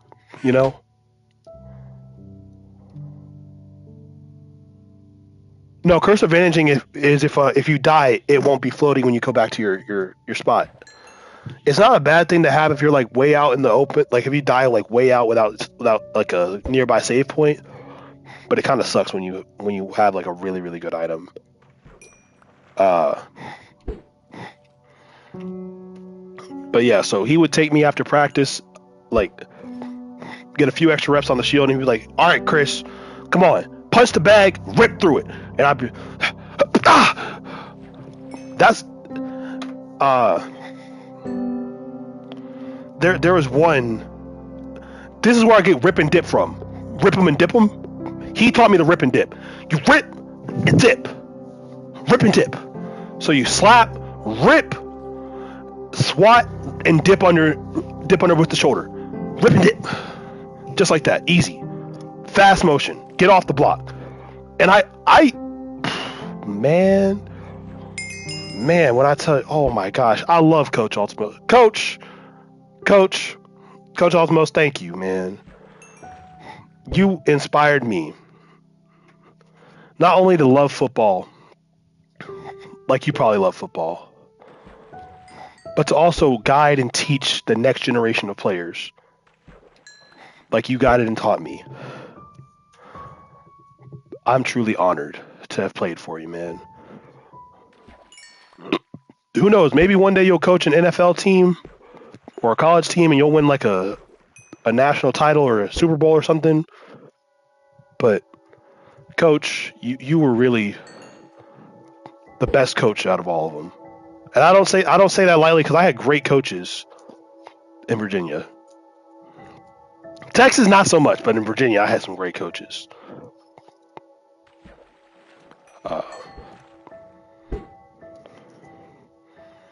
Man. But yeah, that high school football team, we could have beat anybody. We could have beat we could have beat anybody in the league. Anybody. We could have beat somebody. We could have beat an NFL team. We could have beat the worst NFL team. We probably could have, honestly, we probably could have dog walked the Bengals. No, I don't live in Virginia anymore. I moved from Virginia. I don't live in Virginia anymore. But back when I played for the Wildcats, man, we could have dog walked the Bengals, man. We could have. Cincinnati who? Chad Johnson who? Chad Johnson who? Nah. A. Thomas. Andy Dalton who? Nah. Edward Ware. That was my team. Welcome to the stream, Richard. Thanks for being here, man. Man. I don't know how else to explain it, but like I loved my team, and I love my Virginia team, man. And those dirty Eagles, those dirty college. Oh yeah, I dropped it. I'll get it at some point, maybe. Those dirty Colonial Forge Eagles. Nah, man, that old terrible team throwing shade for the crosstown rivals.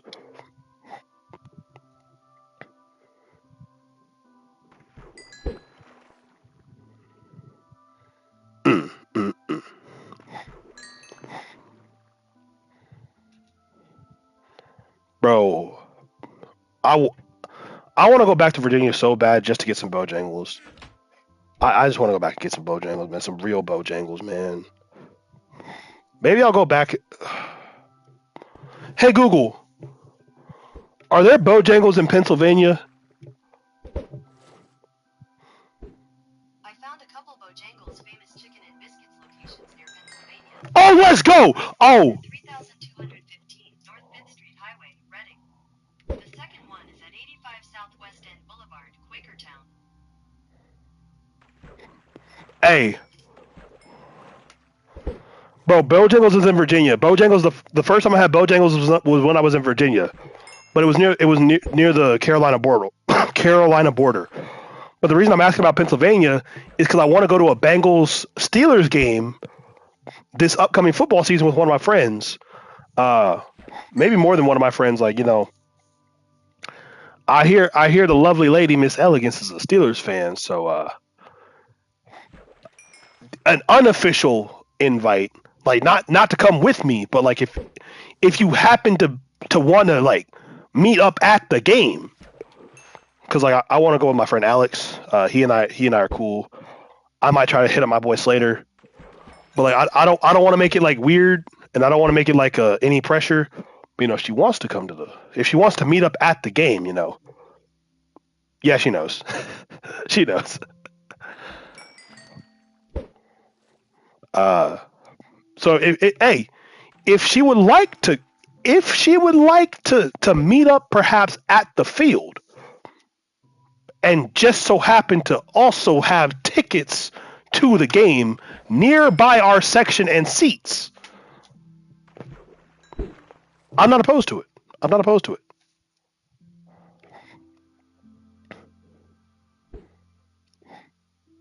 not revealing her real name. You think I'm crazy? Look, the only way y'all are ever getting a Miss Elegance reveal is if she and I end up, you know, tying the knot. We get rings and everything. But that's a big if. That's the only way y'all finding out names. And even then, I still might not even tell y'all her name.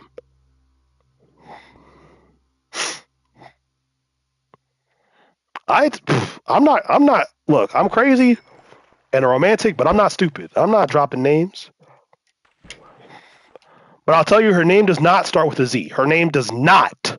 I repeat, does not start with the letter Z. Y'all have fun with that.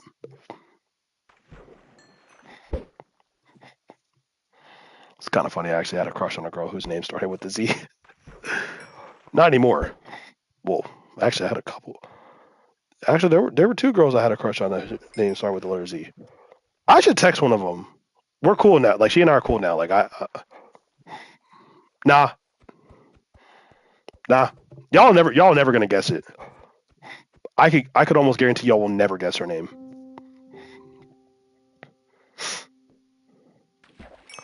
And it's spring break, and I'm pretty sure she's not going to be on the live stream, so she's not even going to be able to tell you.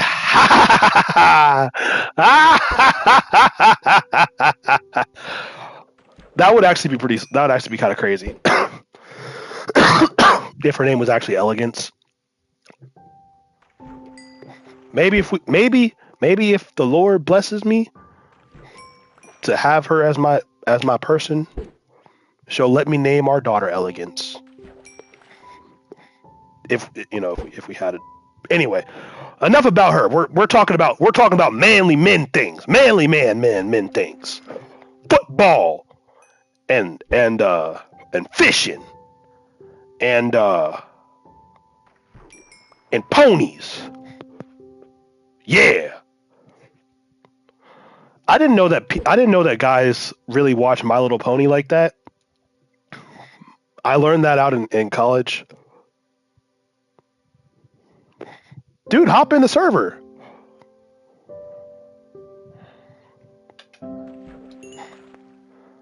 Yeah, you never heard about ponies? Man, I'll tell you one thing about ponies now. Now see, a lot of people think ponies are girly. Nah. When you think about it, ponies are super manly man things, man. What do you see? People think like, oh, it's a pony. I'm gonna ride a pony and oh my gosh, they're so frilly and nah. You know how much work goes into taking care of a pony? You gotta feed it. You gotta get the hay. You gotta pick the hay up on the shoulder. Carry that stuff out there. Sometimes you gotta carry the pony. You gotta carry the pony on your shoulders. Walk that thing all the way up to the hill if it's injured or sick. Then you gotta feed it. Oh wait, no, I did say feed it. You gotta lead that pony to water. And sometimes it ain't gonna drink the water. So you gotta be like, all right now, pony, I need you to drink some water now. I need you to drink this water now. Then you gotta be careful. You gotta be gentle with it, because you can't spook it. Because you spook it, pop, kick you right in the chest meat. But if it does kick you in the chest meat, if you're not a man's man, if you're not a manly man, you're gonna get the wind knocked out your lung pieces. Blast protection. Don't mind if I do. I'll take that. I'll put that on some pants. Hey, Kat, you want this? You want this fishing rod? Or this bow? I know they got Curse of Vanishing on them, but like, they still work. They work. Okay, cool. Nah, man, you gotta carry the, man. I'm telling you, man. Like, having a pony is one of the manliest things you can do. And then and if you got a daughter, and she's like, "Oh my gosh, Daddy, I want a pony." Don't clip that. Nobody clip that. Nobody clip that. All right. But if they're like, "I want a pony," do you realize how manly it is to make your daughter's dreams come true? Do you realize how manly it is to make your daughter's dreams come true?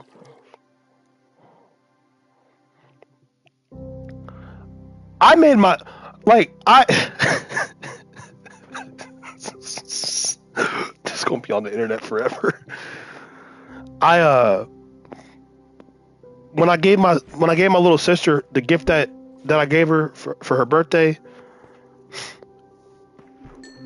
it wasn't the fact that she said thank you. It wasn't the fact that I felt like like I did some huge thing for her. It was the fact that she was just so happy and appreciative, and she was like, I needed that. Thank you so much. I needed. It was the fact that she was like something that she needed, or something that she didn't like want to ask for, but like I was able to give her something that you know met a need she had. Didn't even realize it. I just had it on my heart to give. I just wanted to. Um, if that's just a fraction of what I would feel if my daughter said, my future daughter in my life said, Dad, I want a pony, or Dad, I wanna play games with you again. Dad, can I have a pink baseball bat? Dad, can we go to the turtle pond? Some small things like that when they're young enough where their dreams are actually attainable by you. Man, that's one of the manliest things you can do.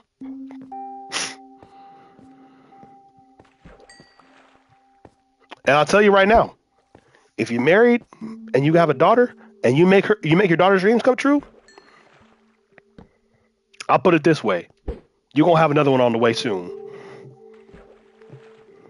All right now, uh, manly men things, manly men things.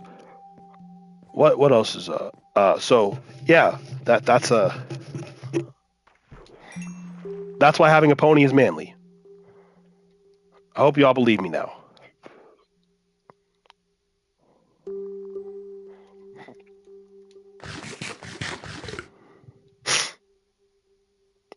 By the way, I put this so high up in the air so they can't just throw like tridents at me and stuff like that.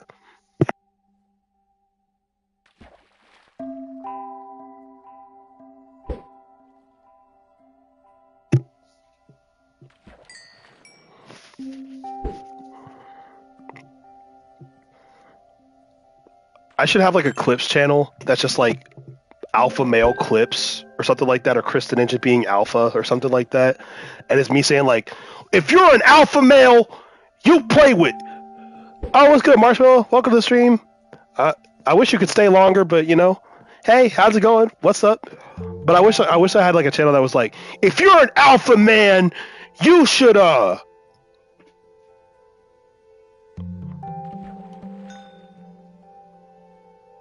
wait, you're gonna win a bet. Wait, what bet? Wait, hold up, wait a minute, hold up.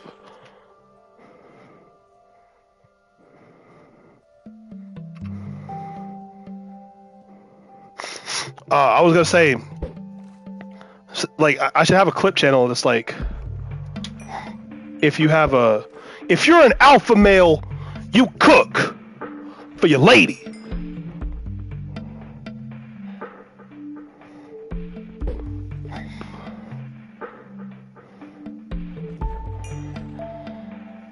And stuff like that, like alpha male clips. They're like actually like wholesome. If you're an alpha male, you take care of your children. Yeah.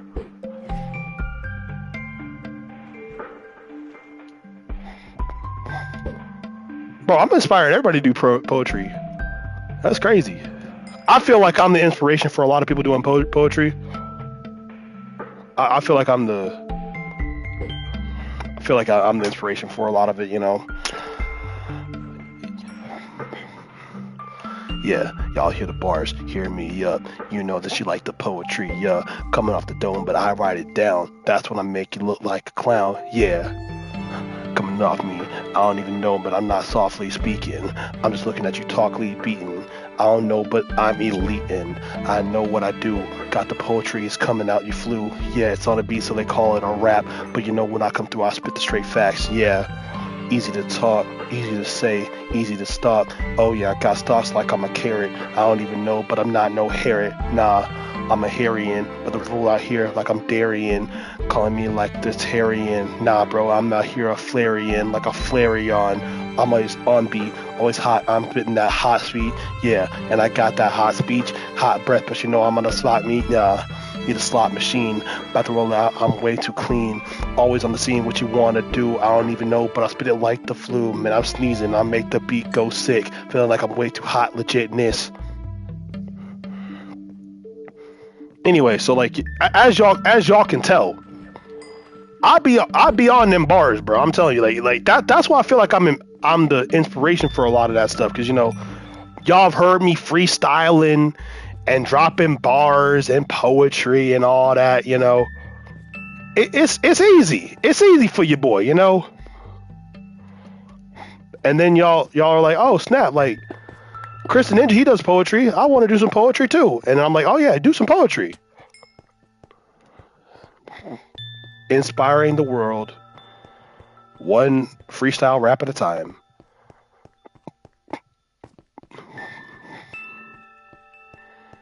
Oh! Actually, hold up. No, I can't say that. I can't say that. I can't say that. I can't tell that story. I can't tell that story. It's too risky. Miss Elegance may be in the chat. It's too risky. I can't tell the story. I cannot tell the story. It's nothing bad. It's just something that, like, I don't want to say. No. I can't say it. I can't say it.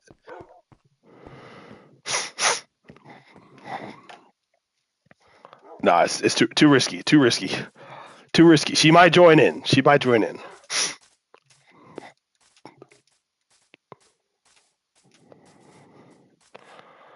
I'll just put it like this.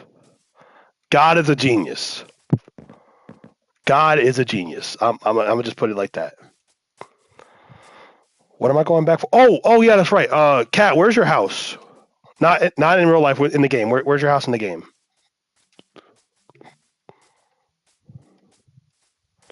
It's not a freaky story. It's just like it just so like it just happened.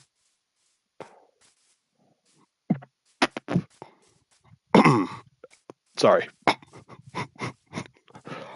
Sorry. I'm so sorry. I'm so sorry. Oh man, that's tragic and funny. I'm so sorry. No, I'm so sorry, dog. Where's the house? Where's the house? I'm gonna try and give you these. I'm gonna try and give you some of these. 249, 96, 91. Oh yeah, you're way over there, right?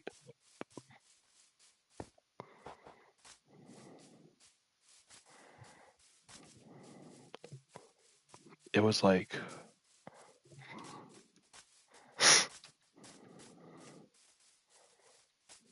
It was like halfway up the river, right?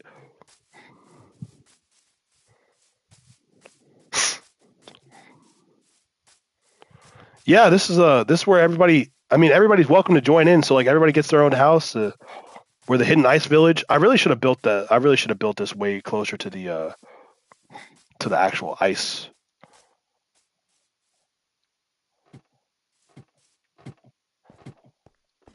Oh, okay, we're good. We're good. We're good.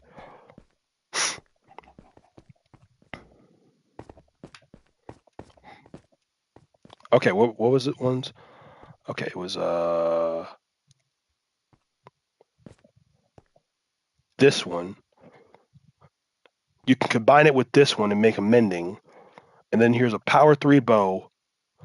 And then unbreaking 3 infinity.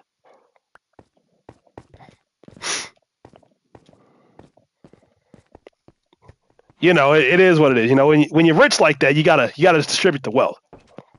That's what Elon Musk doesn't do. All right, Name, I'll catch you around, dog.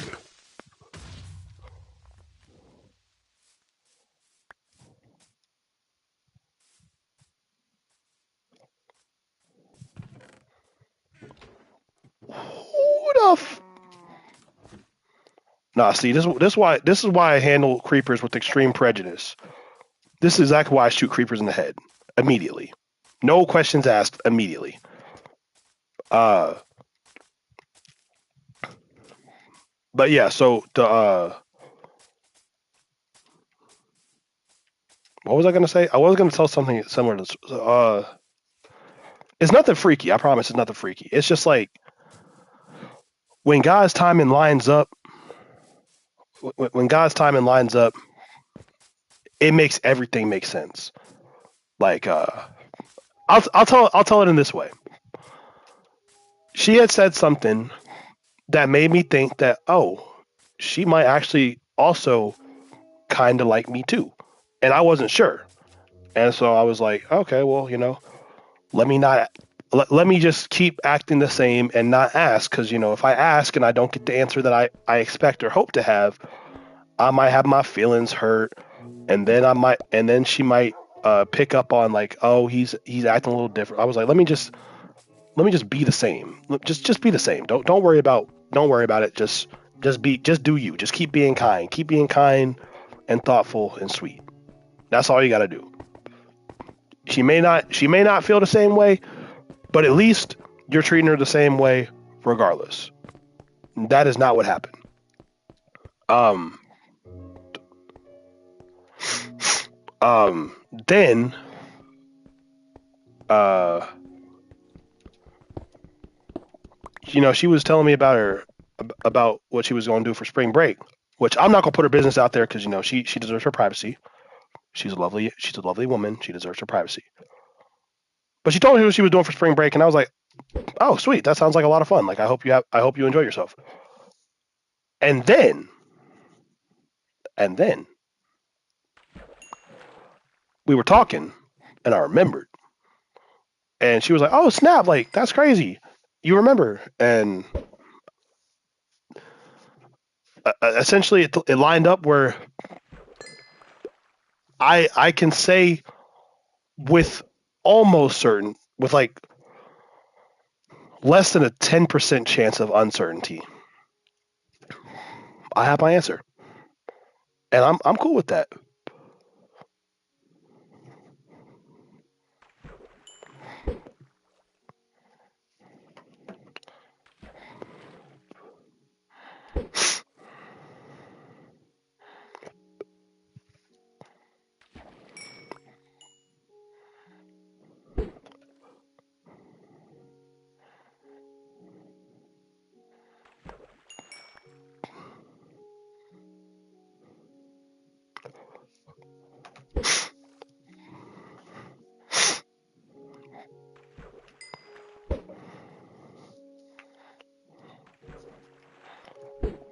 Hey, I chose a mountain to mine in. Welcome to the stream. Thanks for being here. Appreciate you tuning in.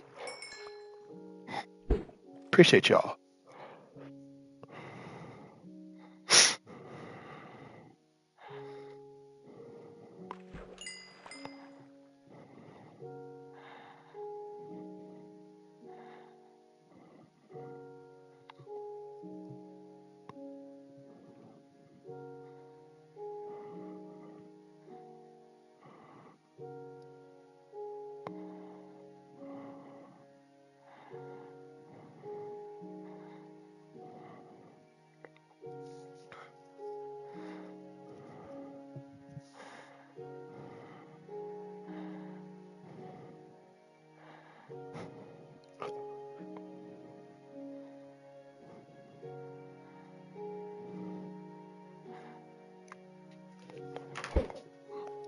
So, other manly men things, man thing, man.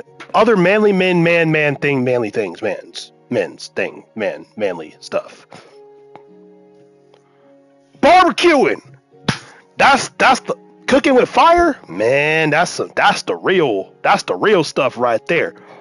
I bought a 20-pound brisket today. Yeah, 20-pound brisket.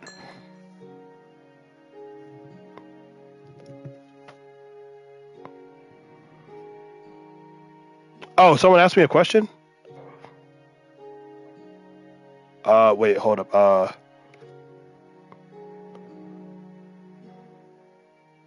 Yeah, I know who you are. Yeah.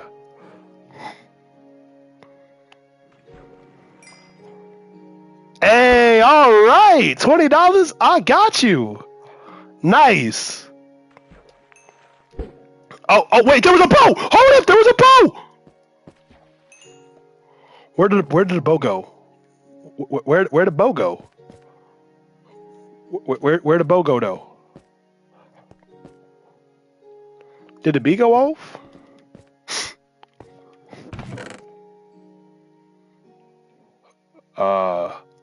Flame powered 3. Ooh. Who wants a flaming bow? Anybody want a fire bow?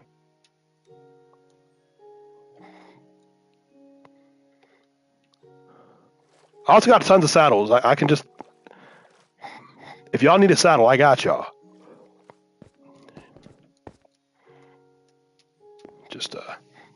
Just sleep so I don't die out here.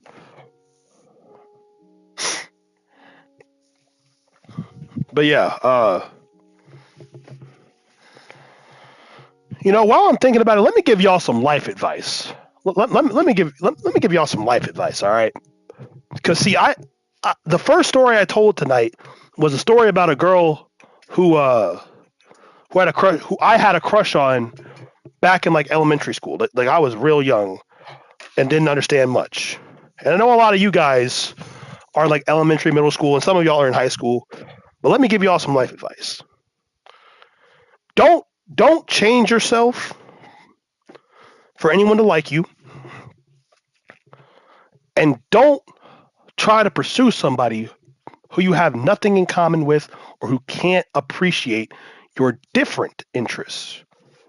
Now, you can be with someone who doesn't have like anything in common with you, but they have to be interested in what you do or it will not work. Because you'll find yourself either they're going to change themselves or you're going to change yourself. And when either of you change yourself, it's not sustainable. All right, I'm gonna just keep it a buck with you. It's not sustainable. So take that advice as you will. I don't think anybody heard it, but be aware of that advice. All right. Let's see what other stuff do I have? What other sage wisdom do I have?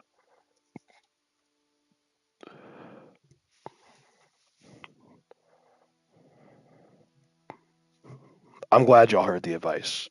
It's stuff I wish I heard from somebody like, because you know your mom and your dad, they could tell you stuff.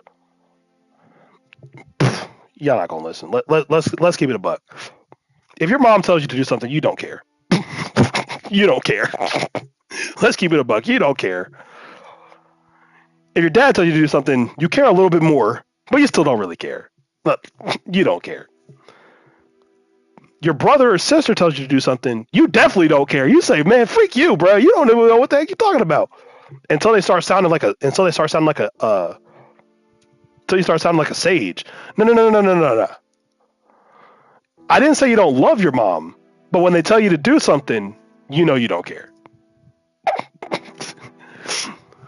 But when somebody random that you appreciate, like a friend or a mentor or even a YouTuber that you like to watch.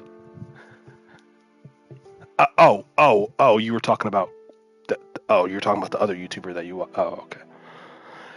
But when a YouTuber friend, mentor, somebody you really appreciate and look up to, when they say something, you take it to heart. And I wish someone I looked up to, I wish someone I looked up to had given me that advice earlier in my life before I made some of the decisions I made. Would have saved a lot of heartache. Oh, you're all good. You're all good. If you gotta go, you gotta go. It's all good. We'll be here for a while.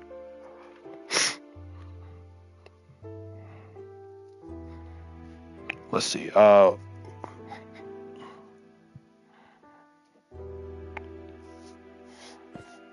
There we go.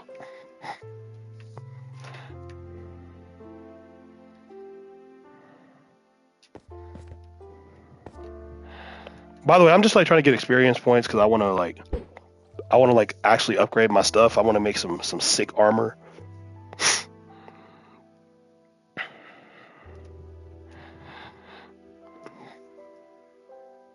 Let me see. What's another good fishing story I can tell?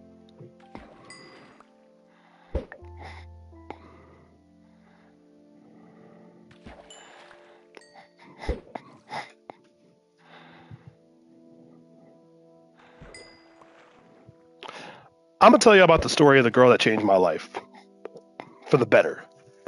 Like she literally, Mia, you have earned the right to have your real name used. Mia, you have earned the right to have your real name used. Mia is the woman or girl who changed my life for the better. Now y'all might think like, oh, you're just glazing. You still got a crush on her? No, no, no. I ain't got a crush on her like that no more. But she truly changed my life for the better. Before I met Mia, I was a nice guy. I was only nice and kind pretty much for the purpose of making somebody else like me, which is not why you should be nice and kind. That should go without saying, but sometimes people need to hear the cold hard truth. You should not just be nice to have someone like you. That's not how that stuff works. Welcome to the stream. Thanks for being here. Mia, I don't even remember. I don't even remember the first time I saw her, but I remember I was a freshman in high school. We were all freshmen in high school. I remember I had seen her in one of the classes or something like that, or in the lunchroom, and I was like, man. No, it was in the classroom. It was like Miss Bradley's classroom or something like that. We're just gonna call her Miss Bradley. We were in Miss Bradley's classroom, and man, I saw her one day. And I was like, wow, she's beautiful. Oh my goodness, I had an instant crush. And then I got to talking to her because like you can't let. This is when I like kind of started realizing you can't just like someone because they look nice. So I started talking to her. She's like, "Oh yeah, I'm doing biomed," and I was like, "Oh snap, she's smart. She's smart. Okay." And then I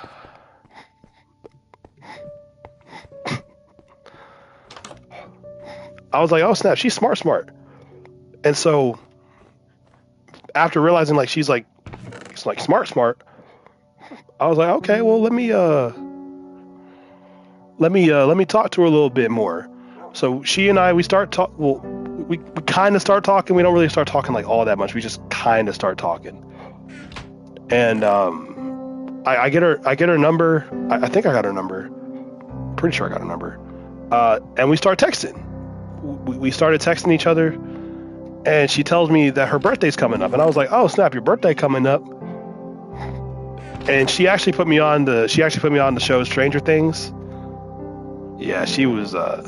She's cool. She's real cool. She put me on with Stranger Things, and I was like, "Oh snap! Like this show is kind of fire and everything like that." And she really liked the show too, and I was like, "Okay, well, if she likes the show, and her birthday's coming up." Oh, there's really good fishing rod in here too. She likes the show, and her birthday's coming up. Why don't I make her some cookies and brownies for her birthday? So I go out to Michael's store or whatever. I get a box, I get like a crate, a box or whatever. I think it was like a chest. I think I got a chest. Now in my head, this made the most sense. I was like, what'll really impress her if I did this thing. So I go get a chest. I get like a wooden chest, and I make. I think I made like a batch of cookies, like I'm talking like my good cookies, like the cookies I take pride in making. I made a batch of those in the shape of an L, and I gave her 11 of those, and then I gave her 11 brownies that I made from scratch because of 11 from the show. like L11.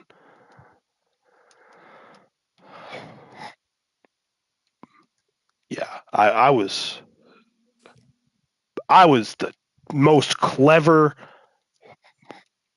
freaking. I was the most clever kid on the planet at 14 years old.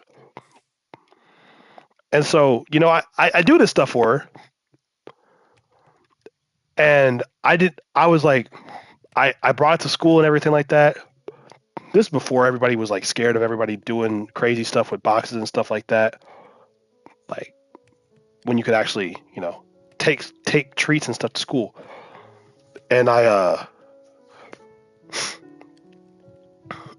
give it to her, and she's like, "Oh my gosh, this is so sweet." To this day, we're really good friends to this day. She still remembers that. She was like, "That was one of the sweetest things that anyone's ever done for me." I was like, "Hey, at least I'm being remembered for the right things, you know?" She still had no clue I liked her. But the fact that she didn't shoot me down like I had been shot down by every other girl I had ever liked up to that point gave me the confidence I needed. Like, cause like it wasn't like I had no confidence. Well, I basically had no confidence, but like it gave me the confidence I needed to realize like I'm not an ugly kid. I just need someone that likes me for myself, and I can walk up to a girl who I think is a lot prettier than what I can shoot for, and maybe they'll like me. And the reason that happened is because it was Valentine's Day. I gotta ask her when her birthday is. Her birthday, I think, is in April. I think her birthday is in April. Yeah, right. It's in April, right? Hey Google, when did season 1 of Stranger Things come out? The air date of the first episode of Stranger Things was July 15th, 2016.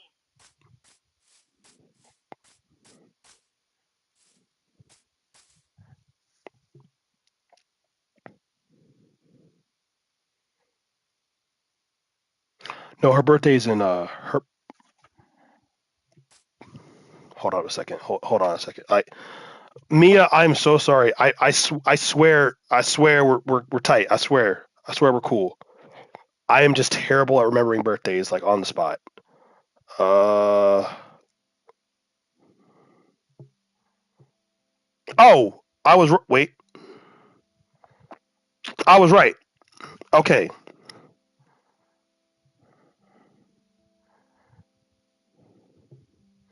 Okay, I was right. April. It was in April. So before her birthday, I had asked her to be my Valentine. Uh, but like it was like the end of the day. I didn't think she was gonna say yes. I was like, well, why would I ask her? She's gonna say no. I'm some ugly kid. I'll just have my tuba be my Valentine. I'll just have my tuba be my Valentine. I can kiss my tuba and make a sound. Uh, it's fine. I'll just be alone. And then I'm texting her that afternoon, and I was like, "Yeah, my did you have a Valentine, or did you enjoy your Valentine's Day?" Hey, I was a talented tuba player. I made it to all district. I was a district tuba player. All district. I think it was all district second chair. No, I was all district first chair. I was all district first chair tuba. Uh, Plus it was motivation to practice. But I was texting her, and I'll never forget. I was sitting on my top steps, like the top stair, and I texted her. I was like, "Yeah, did you have a good Valentine's Day?" And she was like, "Ah, it was fine. It was all right. I didn't have a Valentine." I was like, "Well, honestly, I can't believe that. Like, I would have asked you if I had known." And she said, "Oh, I would have said yes." And I was like, "Well, would you still want to be my Valentine?" We were like, I don't know why I thought this was a good idea. We were already at home. There was nothing we could have done. I didn't plan anything else earlier. I didn't ask her ahead of time, but I just asked her, and she was like, "Yeah, sure." And that moment right there, that singular, yeah, guys, when I tell you that changed my life for the better.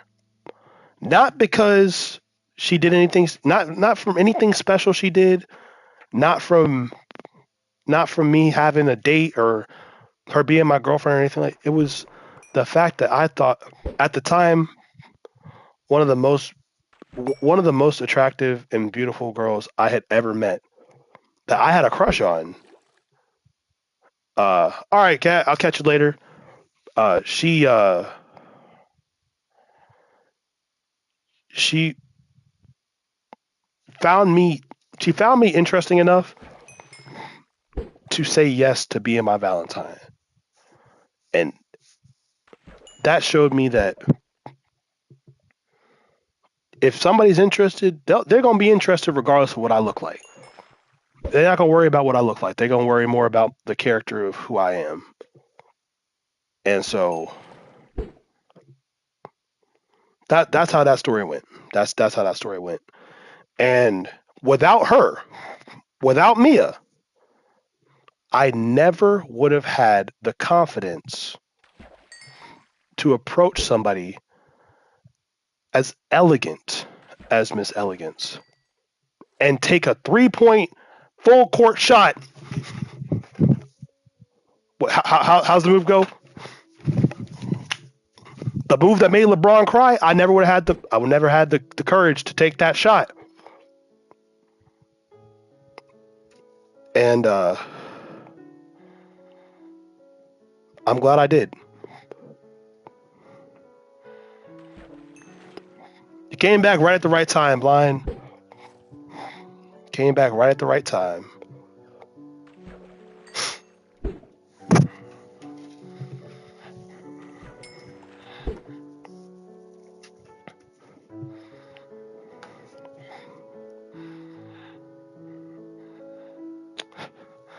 Speaking of the tuba, that was the instrument I always wanted to play. I love playing the tuba.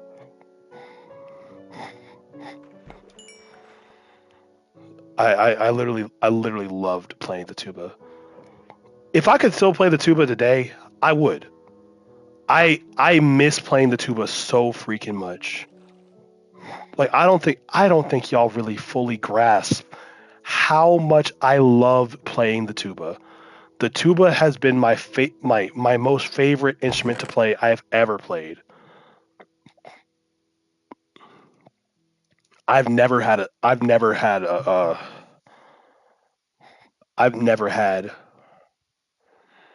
an instrument I've loved playing more than the tuba. Um, it all started with VeggieTales. Womp womp womp womp womp womp womp womp womp womp. If you like to talk to tomatoes. I can't do too much of it because I'm pretty sure I'll get copyright claimed off of singing the song. But if a squash can make you smile. Also, I used to think that they were saying if you like to Walt sniff potatoes, Walt sniff potatoes. That was a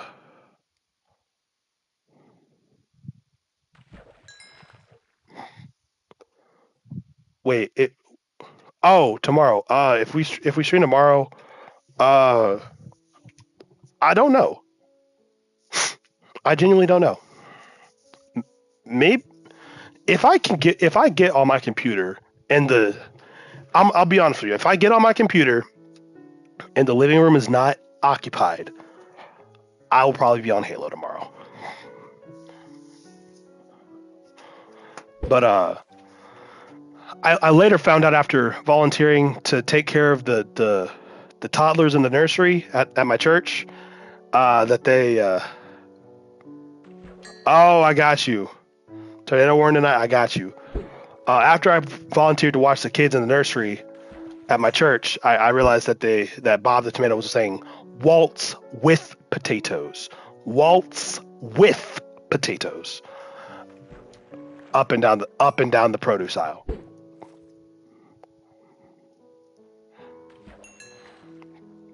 But yeah, that's the whole reason I wanted to play the tuba in the first place. That bum bum bum bum bum bum bum bum bum bum. Loved that part. I loved it. I loved it so much. Um, Mr. Gredler, shout out to you. He's the one who taught me how to play the theme on the tuba.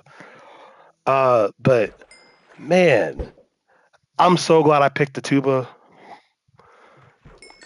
That's really where Slater and I's best friendship, like we were friends, we knew each other, we were kind of cool, we lived in the same neighborhood, but both playing the tuba, both of us playing the tuba, we were we were tuba bros for life. Tuba bros for life. And as many times I've messed up and been a bad friend and he stuck by me all these years, I appreciate the heck out of Slater, man. Slater, if you ever see this, I love you, bro. You're like my brother, man. As many times I've messed up and done wrong by you, and you stuck by me and never really treated me any differently, uh, man, I will spend my whole lifetime repaying your friendship and kindness with double the friendship and kindness that you showed me throughout the years, man. Man, like I truly, when I say if you need anything, I truly mean if you need anything, like ever, if you need anything, if he ever needs anything, I got him, bro. Like if I got it, if I got it, it's as good as his. That's my dude for real. And I feel so bad because like I didn't start really being a good friend until we got to high school to him. Like we were friends, like we were friends in middle school too, but like I didn't start being a good friend to him until I got to high school. Like I wasn't really a good friend until high school. And then I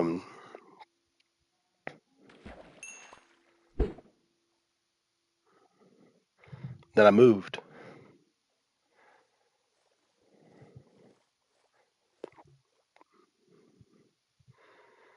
I moved away. And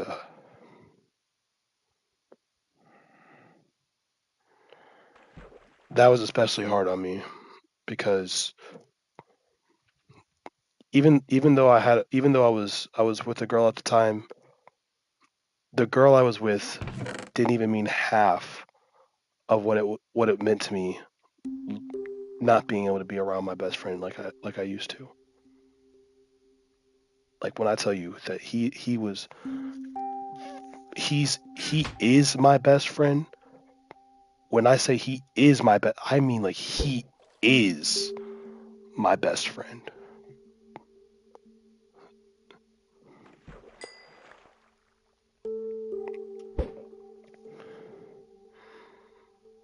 That's my dude for real, man. I I can't express to y'all like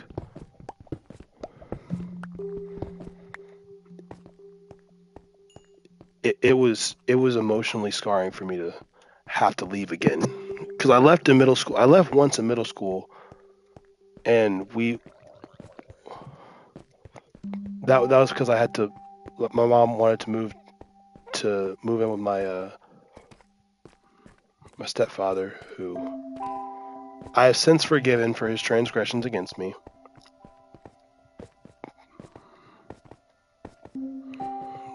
But like Slater, man, that's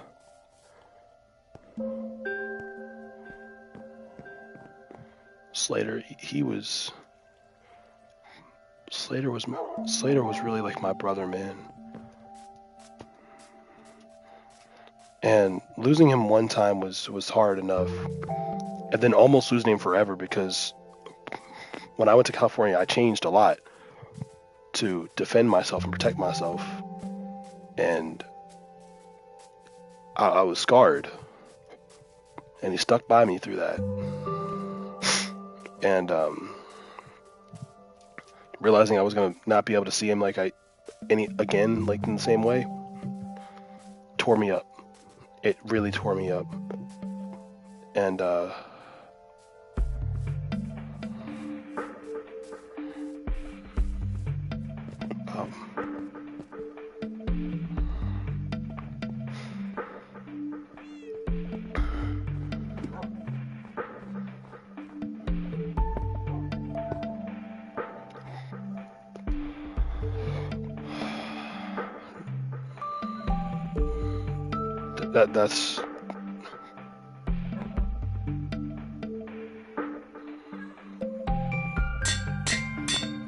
that's my true best, my truest best friend.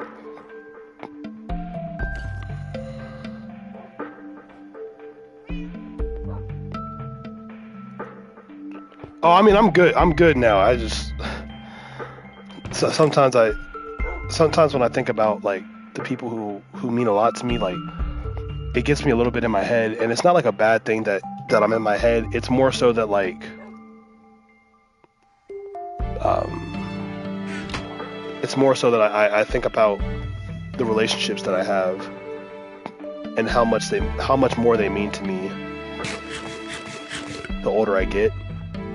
Because like there's a saying that goes like, if you have 3 people around you when you die on your deathbed, and I know it's getting like morbid, but like if you have 3 people around you on your deathbed when you die, you did a really good job, and you did a really good job. Oh no, I'm all good. Where's my crafting table? Is my crafting table upstairs? Where's my crafting table? Didn't I have one?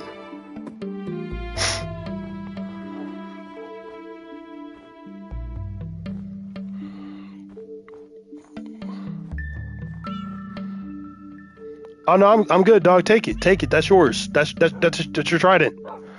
No, blind. That's your trident. Okay, I'm gonna pick it up, but I'm gonna put it right here. I'm gonna put it right here in this weapons cache.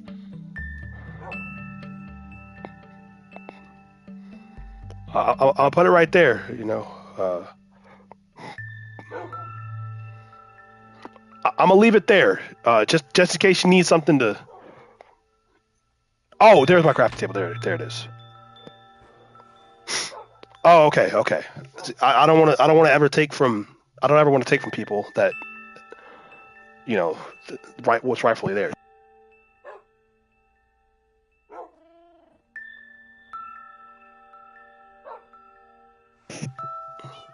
All right, let me see.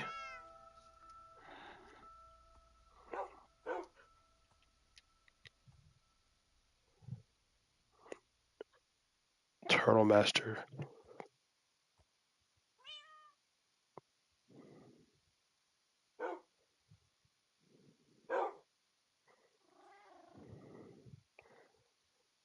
How do I make a mace? Oh, I can't make a mace? Okay, well. Wait, hold up.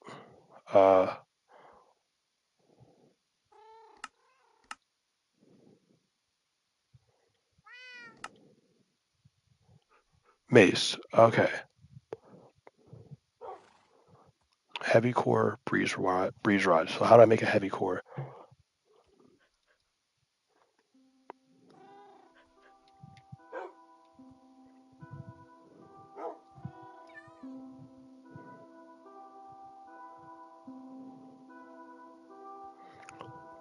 I don't know how to make a heavy core. Well, we're cooked on that part.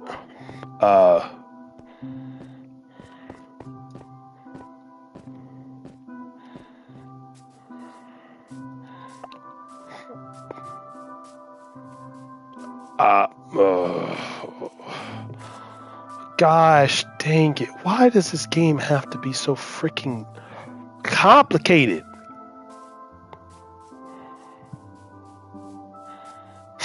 What time is it? It's got to be like what 10:30. Yeah, it's almost 10:30. Welcome to the stream. Thanks for being here. Appreciate y'all tuning in. We're gonna do some more fishing, a little bit more fishing, and then we're gonna go find that cave that I was in, get some more rails, and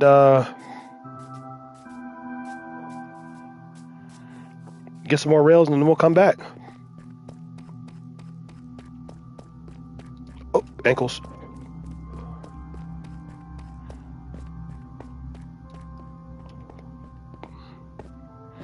And now we have diamond frostwalker boots. Isn't that nice? Ain't that nice? That's real nice. I like frostwalker. Makes everything in life easier.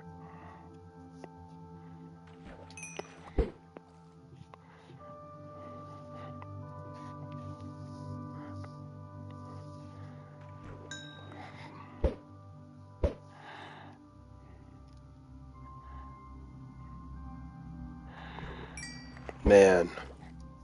One of the things I love most about fishing is the fact that you can just like sit and tell stories about people. Like you can just sit and tell stories to people. Like let me think.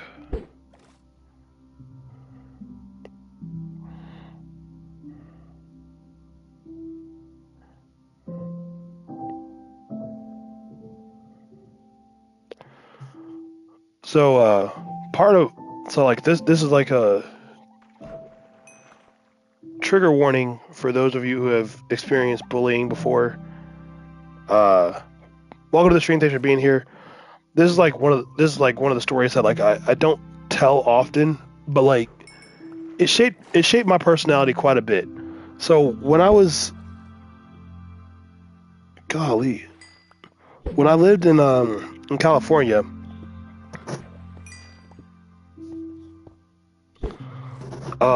first of all, I thought I wanted to live in California, and I realized that California is full of a bunch of people who don't know what the heck they're talking about.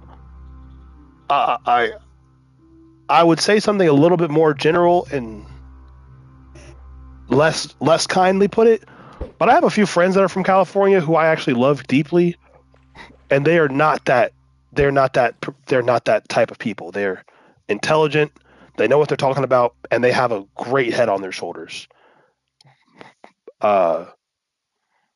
Excellent, amazing heads on their shoulders. But I was when I was in California, I had to move out there because my mom married this dude who was kind of a jerk. I didn't like him from the moment I met him. I did not like this man at all. You could have told me that a trash bag tried to marry my mom, and I would have believed it. I would have let my mom marry a trash can before I let this man marry my mom again. But I was too young to do anything about it because I was just a dumb kid who didn't know what I was talking about. And you know, it's okay. And my mom and I we've talked about it. We've reconciled over it. Like I recognize that she was just trying to find her person, her partner that would love and take care of her, and that's all good and that's all cool. But when we moved out there, the one thing I was worried about is literally moving out there with no friends at all. I was like, oh, well, I guess I can meet Markiplier or something like that. Because Markiplier lived in California at the time, and I was like, oh, well, if we're moving to LA, I could meet Markiplier and the other YouTubers that live in California because they're just totally walking around all the time in every single space that you could possibly go in. They're just always there. They don't have houses or anything like that. They're just all around LA, just standing on street corners, handing out autographs. If you can't tell, that was sarcasm. So I never really got to meet any of the YouTubers that I used to watch a lot.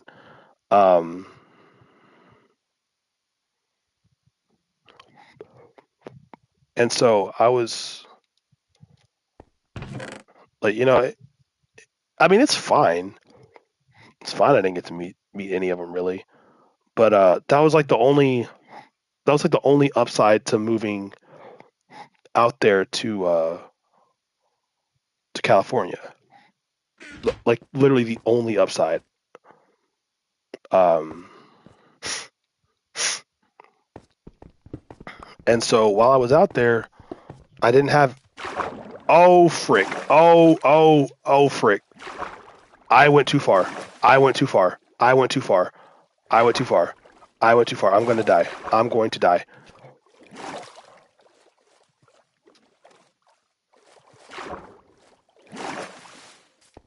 I'm going to die. I'm going to die. Okay, we're good.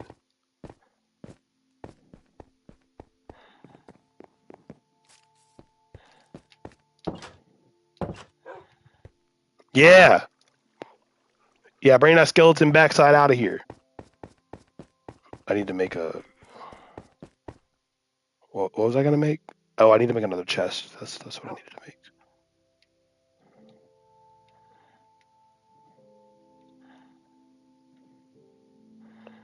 Let's go ahead and make 2 of these. Crimson planks.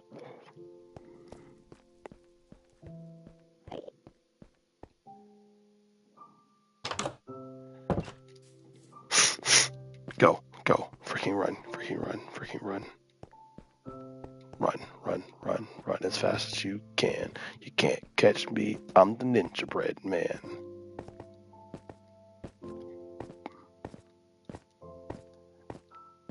Ooh, let me get this real quick though.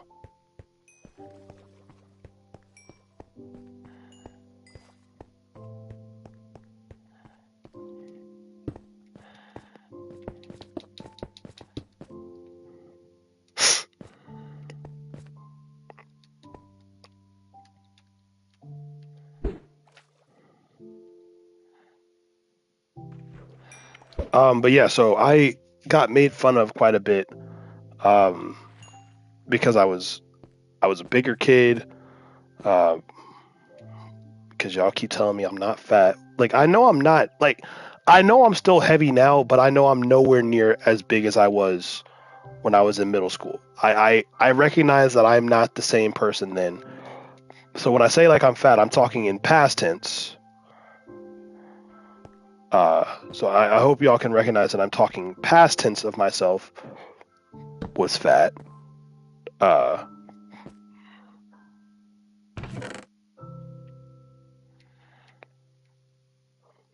but I got made fun of a lot for my size, and I mean, yeah, it hurt my feelings a lot. It was really it was really hard. Uh, Look, I'm good, dogs. Like I'm good. Like I'm not. I promise I'm not bullying myself often. A few self-deprecating jokes are not going to make me feel like I'm the scum of the earth. But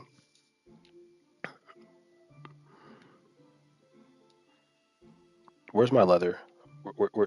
There's my leather.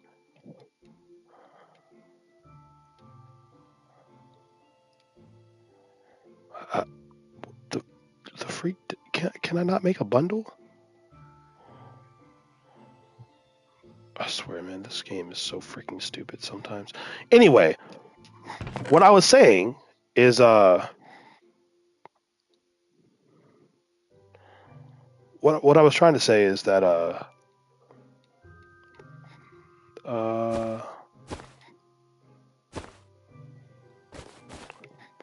I was made fun of a lot for my size, and sometimes I'm not gonna lie, sometimes it got to me. Sometimes it did get to me a little bit, and um it had me feeling really down about myself because of, you know, that's what people saw and that's what people commented on all the time. And I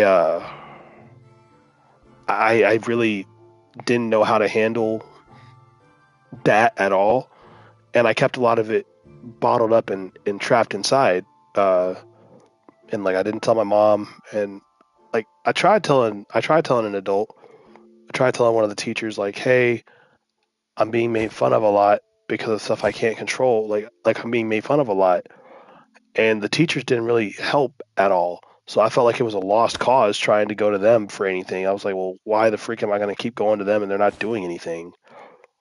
And so I kind of gave up on it as a whole. I just kind of gave up on the idea of like, well, the teacher's here to help. Like, no, the freak, they're not. They're not going to help. They can't help. Uh, and so going through all that mistreatment and being bullied and stuff like that, along with my stepdad being a really big jerk at the time and treating me poorly and stuff like that too. It got really, really bad. And I do believe everything happens for a reason. You might not understand it while you're going through the struggle. But on the other side of it, if I hadn't gone through that, I don't think I would have the same compassion and the same kind hearted nature that I have today. Because a lot of the kindness that I try to show others is because I don't want anyone to ever feel the way that others made me feel.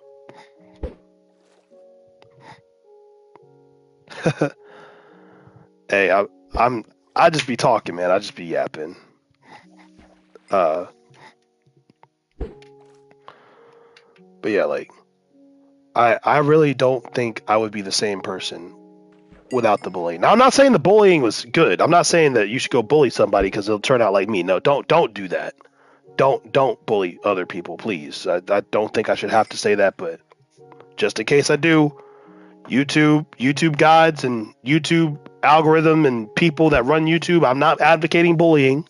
Okay, okay, and the channel's still not made for kids. Okay, I know I'm playing Minecraft, but it's not made for kids. All right, we talk about serious topics and issues. All right, we got an understanding. All right now, but because I know how bad it hurts to be bullied. And I'll be honest, I was a bully too. I was a bully for a little bit too. But how they say that people bully other people because they're hurting themselves, it's true. Absolutely true. I was only mean to the kids I was mean to because you know it made me feel like I was stronger than it made me feel like I was stronger than the people who made me feel small. And so I made others feel small. And it wasn't a I wasn't a bully for a long time. But once I recognized that I was being a bully and treating somebody like really badly, I had to really look at myself in the mirror and say like, you're doing literally exactly what those people did to you. Are you proud of yourself? How do you think that person feels? They're probably telling the teacher that, oh, Chris is doing this, Chris is doing that. And because you know how to not get caught with it, you're not getting in trouble. Is that really what you want? Are you really proud of yourself for that? And I saw myself, I was like, no, I'm not proud of that at all. I'm not proud of that.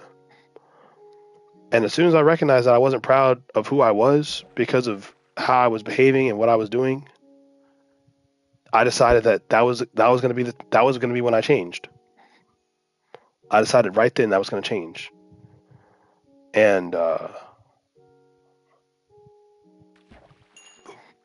I can't remember if I apologized to the people I treated wrong. I can't remember.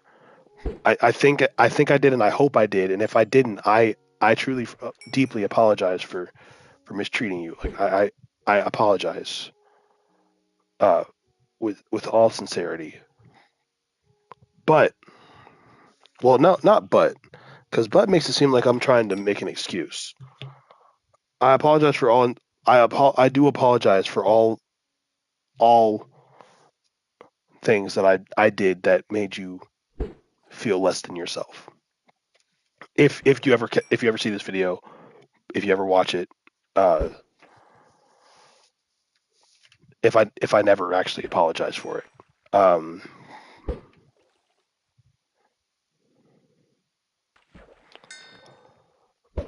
the thing that changed that day was I was like, you know what? I'm done just being the guy who's nice when it benefits me. The guy who's only kind when I can get something out of it. And I made it my prerogative and my journey to be somebody that could inspire and help people feel good and empowered about themselves. And that's where I kind of picked up the nickname Hype Man. Because it was after after I got out of middle school, I was going into high school, turning over a new leaf, trying to do things differently. And you always good at platinum.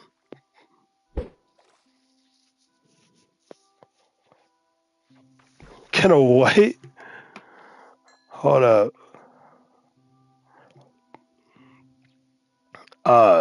It was that moment that I decided that it was it was that. Oh yeah, you man, you got it, dog. You got it, man. Come on, slide through.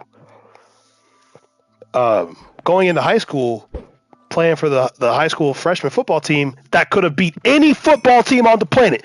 I don't care if you had Ray Lewis, DK Metcalf, Chad Johnson, what's his face, Brett Favre, and freaking Tom Brady and Raheem Mostert and Barry Sanders. You could have every grade on the team. We still would have ran them. We still would have ran that fade, put 50 on them. We would have put 50 on them, held them to 0. Okay, maybe I'm going a little crazy, but going into high school, joined the football team. Let me see. Okay, see. Line.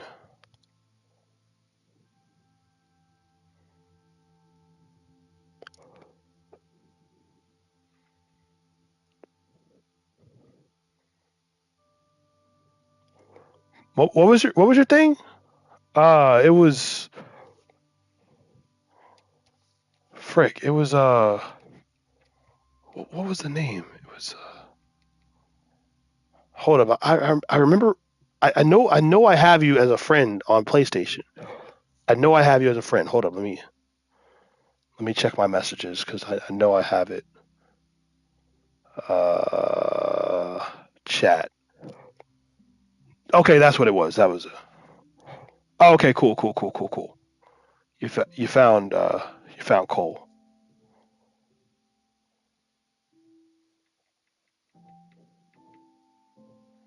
Let's see, offline, online cross level.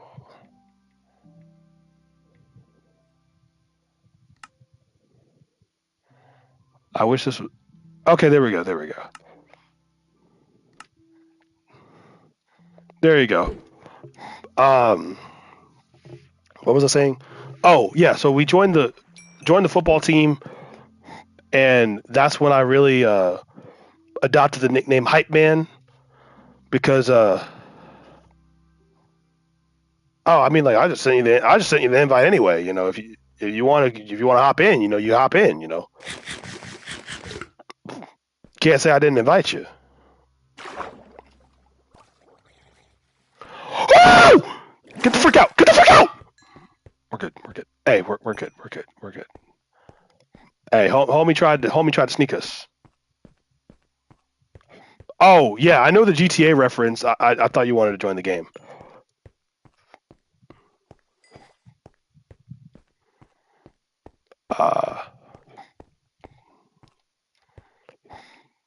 But yeah, so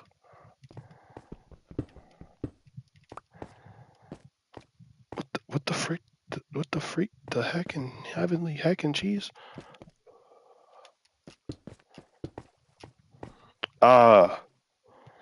But yeah, we'd be sitting outside the locker rooms, waiting to play the game.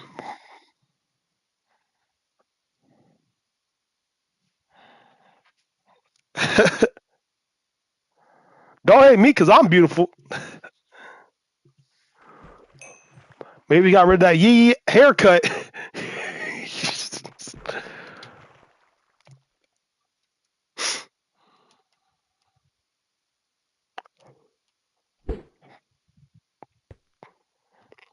uh,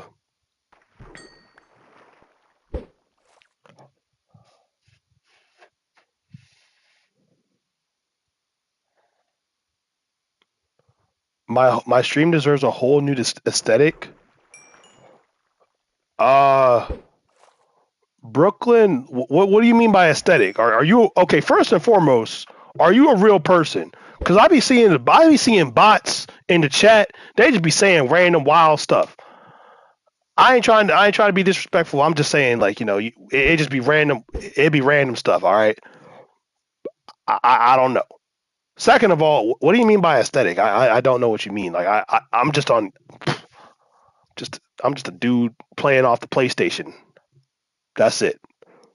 Man, this light's bright. It's gonna turn off in a little bit. Let me bring the light down a little bit. Bring the lights down. Yeah. Bring these lights down a little bit. Okay. Yeah, that's what I was saying. I was like, it seemed like a bot.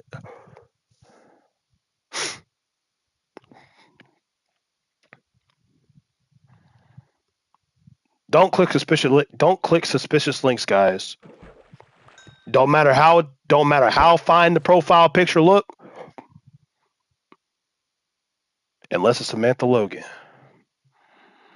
That's how the scammers can get me. Samantha Logan. Now, if I start seeing a bunch of Samantha Logan pictures pop up, I know y'all. See, you got to tell the scammers how to get you, but then you got to tell them what actually wouldn't get you. Because Samantha Logan would never want to hit me up. Probably. Now, if she could verify that it's actually her, by like, I don't know, like, be like, oh, okay, well, if it's really you, fly me out then. See, if Samantha Logan ever hits me up and she's like, hey, Chris, I saw your stream. I heard you talking about me. Be like, all right, fly me out then. Prove it. Fly me out. Send me the ticket. Here's an email address that I use that's not linked to anything. Send me the ticket. All right, send me the ticket. And if I end up getting flown out and meeting Samantha Logan, shoot, I'd have a hard choice on my hands. I would have a difficult choice on my hands. If I had to pick between the girl who I believe is the most amazing woman I have ever met, or Samantha Logan, I'm gonna have to go with the elegant choice. If y'all know what I mean, I'm gonna have to go with the elegant choice. You know what I mean? I haven't watched Breaking Bad, but I get the reference. But yeah, football. We'd be outside the locker rooms. I'll tell you how it looked. We'd be sitting up. We'd be sitting outside the locker room.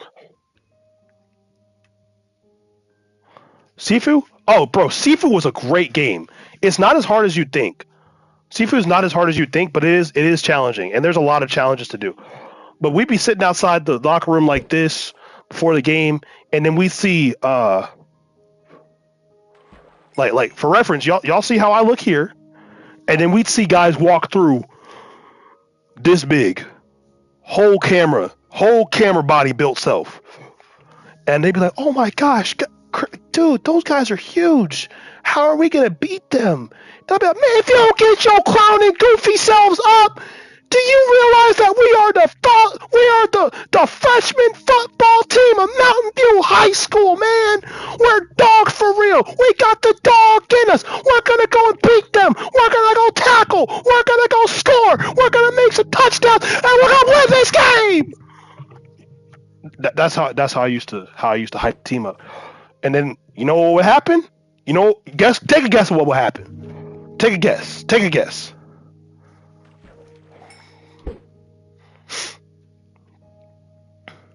Oh yeah, I think that's how you found me. I was doing like a Cuphead gameplay. That's right. I was doing a Cuphead gameplay, and you were like, "Oh yeah, I platinum the game." I'm not gonna lie, that kind of ticked me off. I'm not gonna lie, that ticked me off so much when you would say, like, when people would be like, "Oh, I S ranked it in 2 attempts. I S ranked it last week." I was like, "Okay, cool, great. I'm so happy you S ranked the game. I'm still trying to do it." And but I couldn't say that. I couldn't say that because if I said that, I would be alienating the crowd. I'd be like, "Oh my gosh." Okay, okay. Oh man, that would.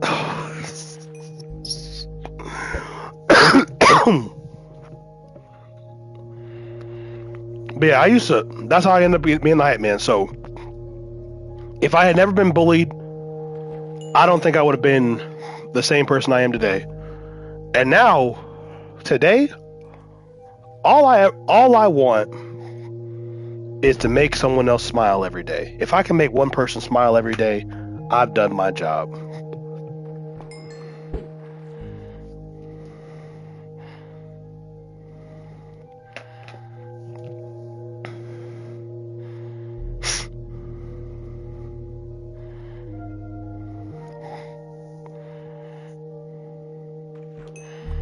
Also, I bought a mystery jersey. It should get here tomorrow.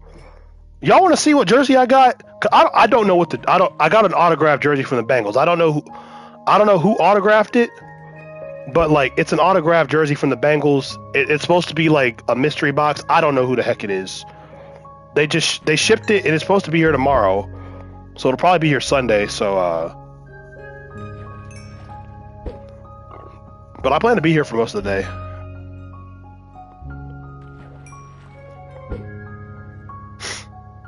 Ah, yes, sir.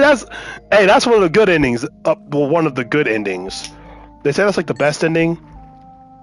The ending I got was Casey, did you watch my playthrough or my last episode of Life is Strange or like the ending of it? Because honestly, I got the ending I wanted. I actually got the ending that I wanted to get.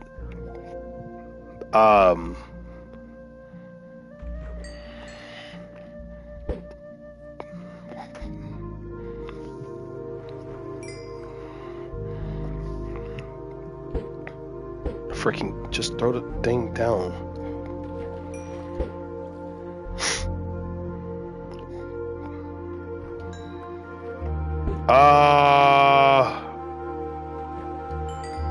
The girl you like just texted you and said that she wants to marry you, and you just found full diamond netherite enchanted armor. I don't know.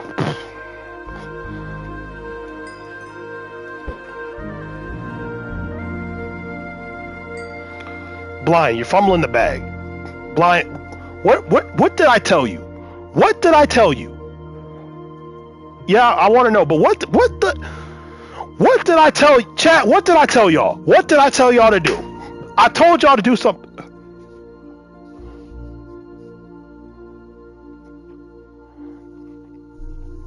I told y'all, if you like a girl, you go up to her with the confidence of a tiger, but the meekness of a turtle. You say, "Hey, I like you. I want to get to know you better." If she says cool, then cool. If she says she don't like you like that, cool. If she says, "Ew, get away from me," cool, because you know exactly what's going on. And then, if there's even a mild amount of interest going back way, oh my gosh.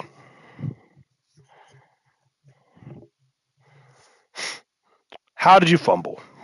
Well, first of all, what happened? First of all, what happened? What's the thing you wanted to tell me? First and foremost, tell me the good thing. And then second, how did you fumble? I am interested now in how you fumbled. Uh, by the way, Casey, the reason I like that ending is because I didn't want to do any of the crimes in the first place, and I would have wanted to. Oh yeah, I forgot you're like less than 18, so you ain't got the smoothness down yet. You're like Miles Morales when his uncle's like, you got to hit her with the hey.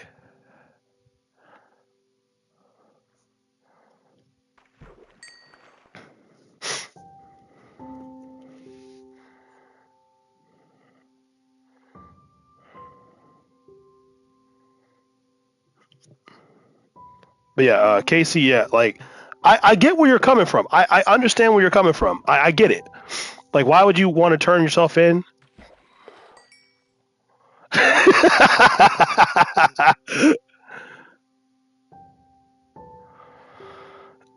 That's why I told you you gotta do it unprompted, unpracticed. You gotta do it like you just gotta say it like all at once. You just gotta say it all at once.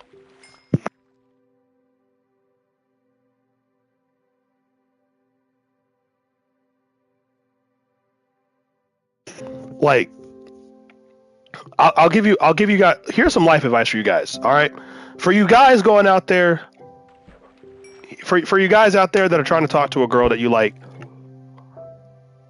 here here's here's how you can really make sure you probably won't fumble the bag. All right, if they like you, like I mean, like it seems like the girl likes you a little bit. If you want to get their number, be respectful. First and foremost, be respectful.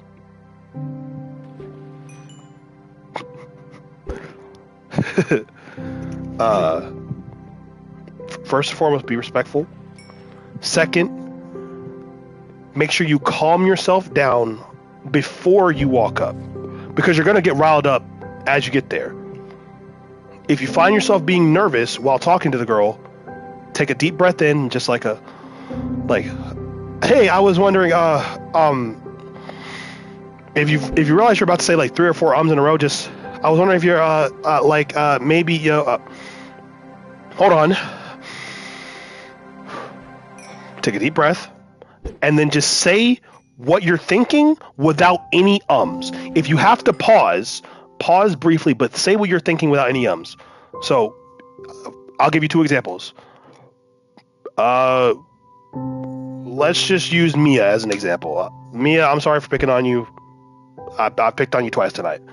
I walk up to Mia like, hey Mia, I would you like well, I was wondering if you might like want to like I don't know, maybe you would like to maybe be my Valentine, or go out maybe sometime. You see how like I'm not picking on nobody, but you see how that projects the idea that uh hey, I think I got Poppy Playtime for free on the Epic Game Store. So I'll probably play it eventually. But you see how that came off like really insecure and really like you'd probably be really put off by an attempt like that. And only girls can really pull that off, and even then, unless you like the girl, you're not like a girl's not gonna pull any guy being that insecure. As opposed to this, hey Mia, I was hold on a second. Hey Mia, I think you're really pretty. I like you a lot, and I would like to have the opportunity to take you out sometime, or if you're comfortable with it, could I have your number? Now I just wiped out all the ums, all the uhs, all the stuff, and got straight to the point. That's how you do it right there. I know I made it look easy. And fortunately, I didn't have to ask. I didn't have to ask Miss Elegance for her Instagram or anything like that. She asked me. She asked me. She asked me. Now, granted, I think it was more for networking at first, but after I saw her being herself, and I caught that crush, I caught that little crush bug. It was like a little. It was like a little nick, a little nick at first. It was like Cupid shot at me. I don't with the, but like the arrow would like and grazed my cheek, and I was like, oh, she kind of cute. But when I asked for her number, because I had to ask for her number off of Instagram, I had all the ums and maybes and what do you maybe all that was in my head, and I just typed what I wanted to say without any ums, any insecurities, and sent it. I just said full send. If she likes, if she's cool with it, cool. If she's not, at least I know. At least I know now, and that's what you got to do.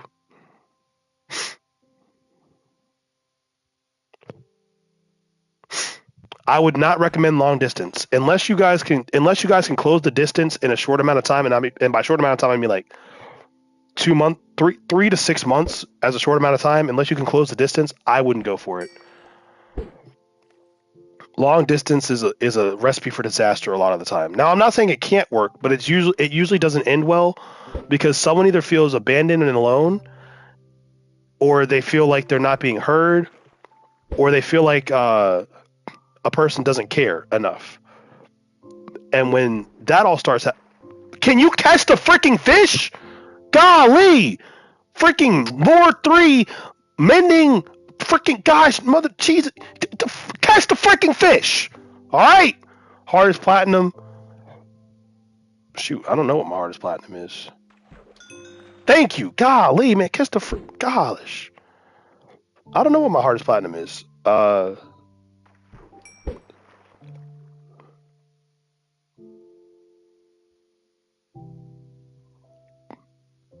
I truly don't know.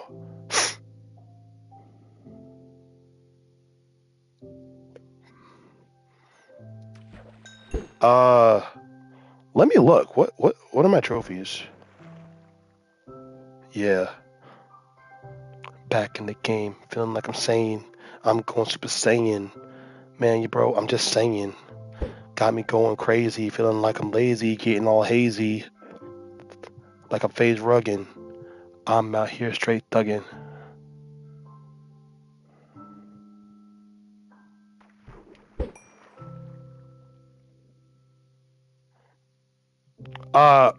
Yo, how's it going, Doe? Welcome to the stream. Thanks for being here. Appreciate you tuning in. I'd probably say I'm gonna platinum. I'm gonna platinum. What's the game? Oh, honestly, I don't know. I don't know what my hardest platinum is. There's some that I'll probably never get just because, like, what? Huh? What? 56? What? Are you serious? Bro. Bro. Are you serious? I haven't platinumed Miles Morales. No, we're going to fix that. We're fixing that. We're going to fix that. My day was pretty good. I had a pretty good day today. I got a $60 brisket. I got a 20-pound brisket for $60. Today was a good day.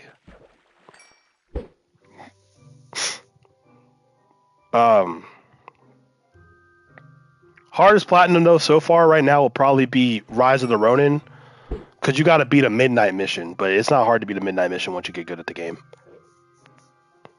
What was I talking about?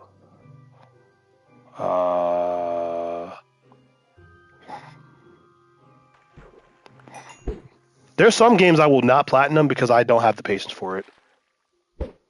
I've been fishing for like an hour or so, probably.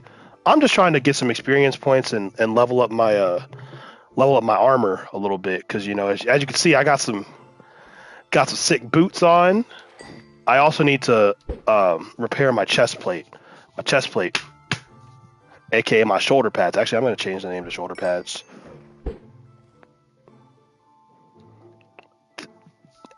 Ow. Jeez, shoot, I hit hard. This is why I can't get into a fight. If I got into a fight with somebody, this is why I can't get into a fight. No, I don't have the patience to platinum. I don't have the patience to platinum games. I don't have that amount of patience. Like I have some patience. I just can't. Like the tediousness. Let me read you guys one of the. Okay, so I'm sure you guys recognize to get a platinum in a game, you have to do everything. Yeah, of course, of course. Here's my thing. Well, there's my thing right there. There's QR code XX new Blasta XX. Uh, it's also I think in the Discord. If you join the Discord from my thing, from my YouTube page, it's there. But let me just read you why. Like here's one that I'm never gonna do. God of War Ragnarok. I'm already. I already did Valhalla. Well, almost did Valhalla. Uh, Easy come, easy go. Acquire more than 15,000 fleeting echoes on a single attempt. Uh, Participate in the fight at the Forum Arena, and I think that's it. So I could get that one pretty easily. But the regular game,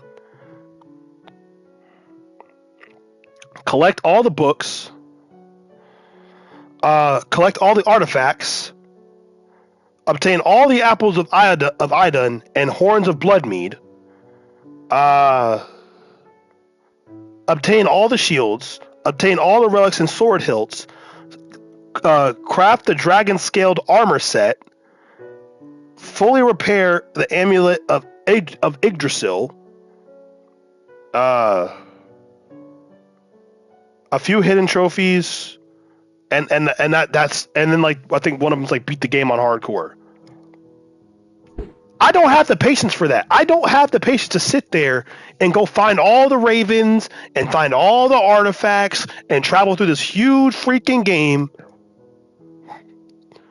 I don't have that level of patience. I have enough patience to do like the ones that are reasonable, like the ones from Rise of the Ronin. That's reasonable. Sifu was actually a really hard one to get a platinum for me because I'm good at games. I'm not great at a lot of games except for Injustice 2, which I also don't have a platinum in because I don't have the patience to fight as every single character and like max every character out to like level 30 or whatever it was. Let me see. The Injustice 2 one is something crazy, right?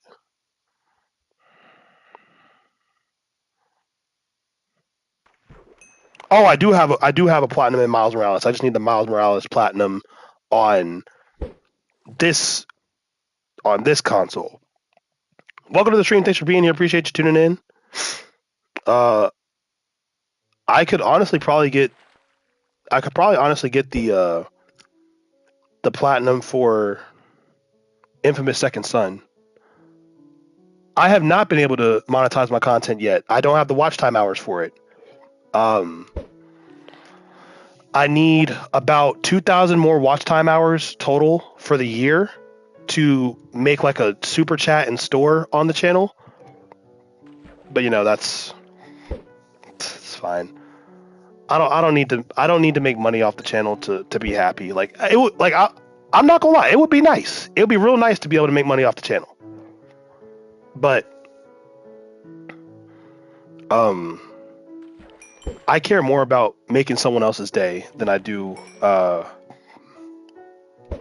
I care more about making someone else's day than I do, getting money off this channel. That's what I care most about.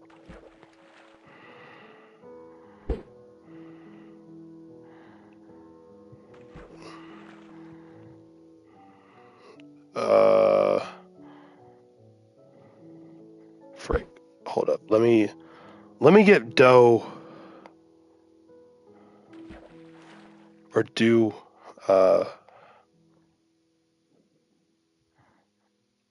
freak. It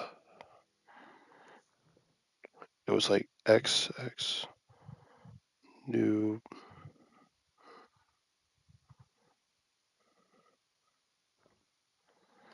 This is my I think that's my gamer tag from Xbox. It's been a long time since I actually typed it out.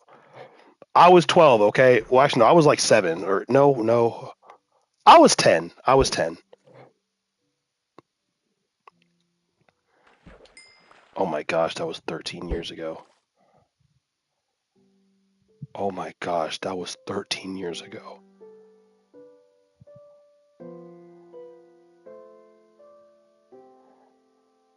Oh my gosh.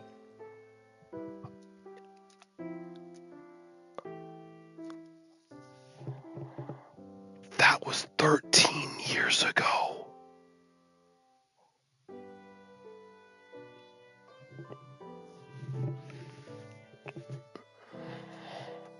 Wow. Wow. I just made myself feel so old.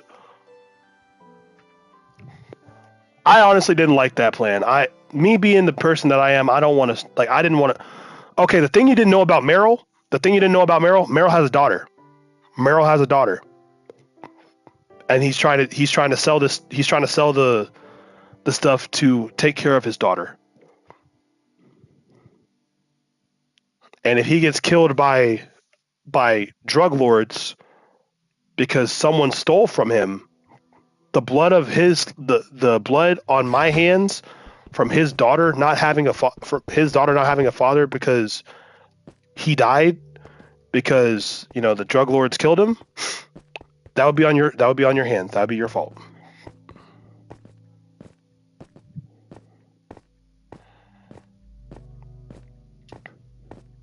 Oh, I was talking about why I like the Life is Strange 2 ending that I got.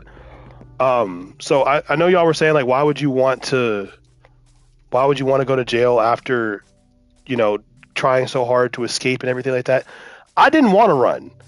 I wanted to let a court of law.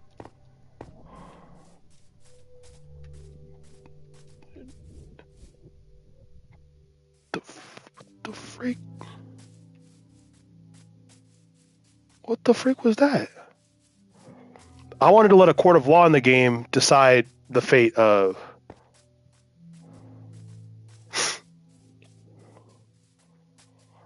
No, not like you got to understand. Here's the one thing you got to understand with Meryl. Like, he's not really a hypocrite. You're by the same logic, you shouldn't want to hurt you. By the same logic, you shouldn't want to hurt Meryl either. You should want to hurt Meryl. Uh, you should not want to hurt Meryl at all. By that same logic, because you're trying to take care of your family, but yet you're ready to hurt him and steal from him. Make it make sense. You can't have it both ways. You cannot have it both ways.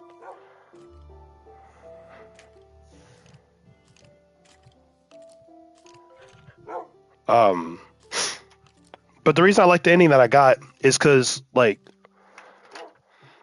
in all honesty, a court of law, if I testified in a court of law against what happened, even with the unexplained explosion and death of the officer, you'd see shots in my father, a car flipped, and an officer dead while I was knocked unconscious.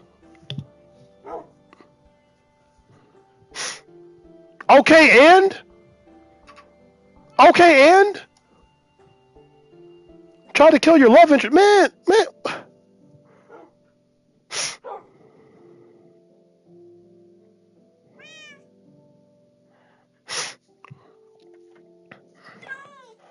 Man, if that ain't the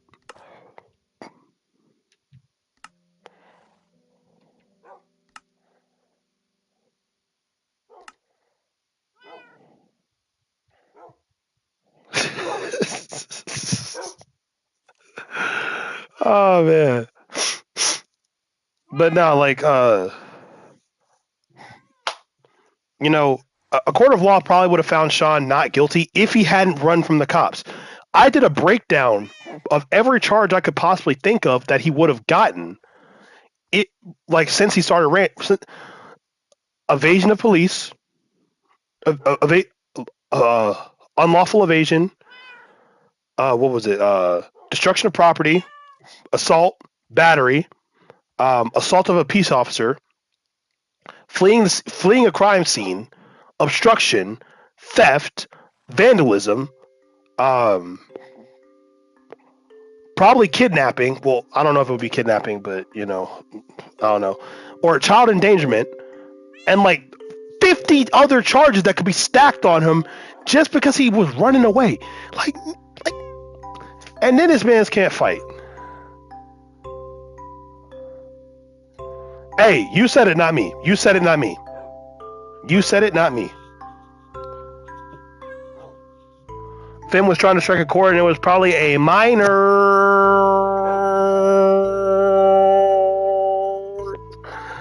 Finn not like us. Finn not like us. Finn not like us.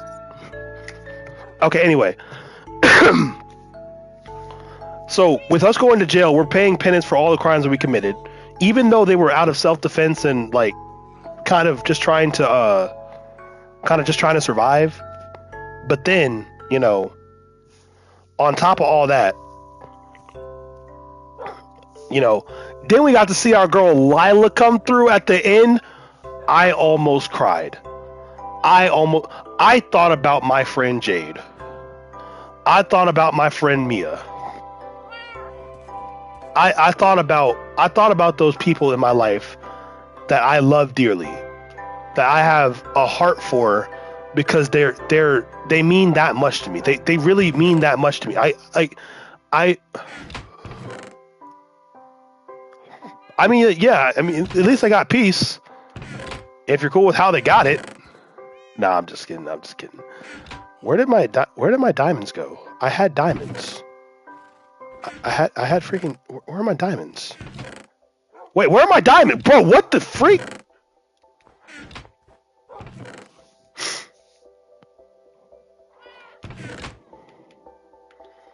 I had diamonds. I had some. No, what?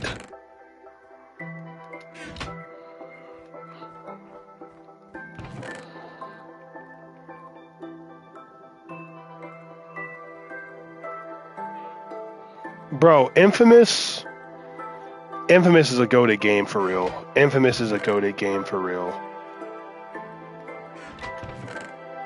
I loved Infamous. Every Infamous game, I loved it.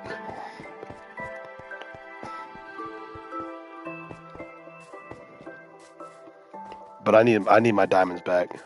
I need to make this chest plate stronger. Ankles gone. By the way, you should subscribe to the channel. If you're in the chat, you should subscribe to the channel and join the Discord. We have fun in the Discord. I would say the first Infamous is my favorite one for powers reasons, but for story, Infamous Second Son has me in a chokehold for the story. I loved Infamous Second Son. Yeah, it was good. Crimson?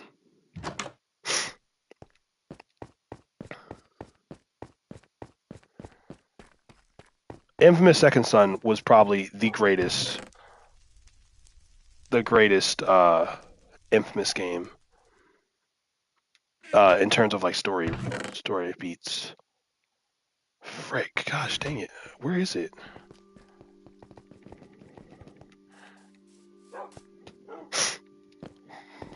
It's got to be in that chest then.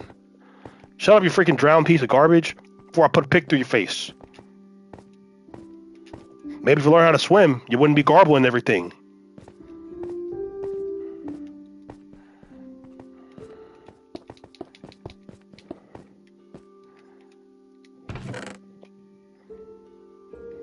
Oh, there we go.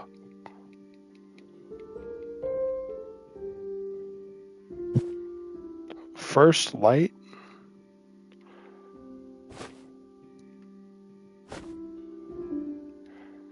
Hold up, we gotta put the saddle back. Put the power bow in. You put the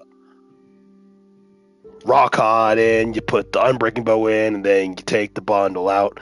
You get your freaking diamonds, then you go and upgrade You go and upgrade your chest plate again.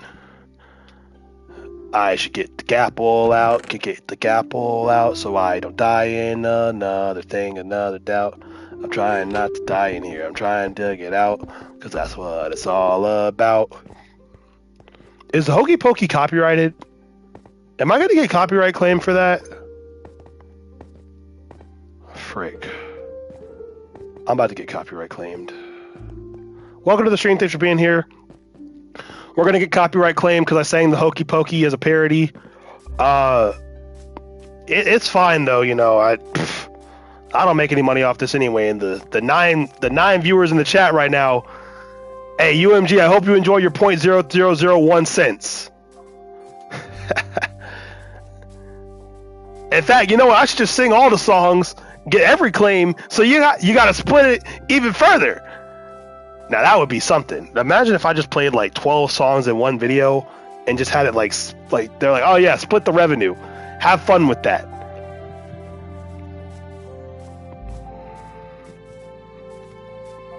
Bro, did I tell you about the parody I made? Oh yeah, I definitely told you about I made a parody song. It still got copyright claimed. It's a music video on my channel right now. It's literally a music video on my channel right now. It's called Grades, a Juice WRLD parody of Maze. 3, 4. Golly, that's a lot of freaking diamonds. Goes, it's waiting for grades. Everything's okay, but it's not really okay. We're past the drop date. I'm going to pray. You're past this day. Grade curve is insane.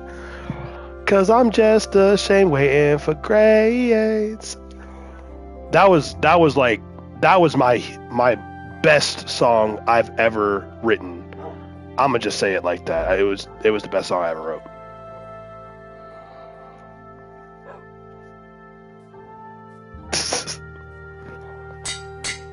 All right, let's put these pants on. We'll put the gold pants on here in case I gotta go back to the Nether. All right, so let's frick. I need to drop a lot of stuff off. Let me just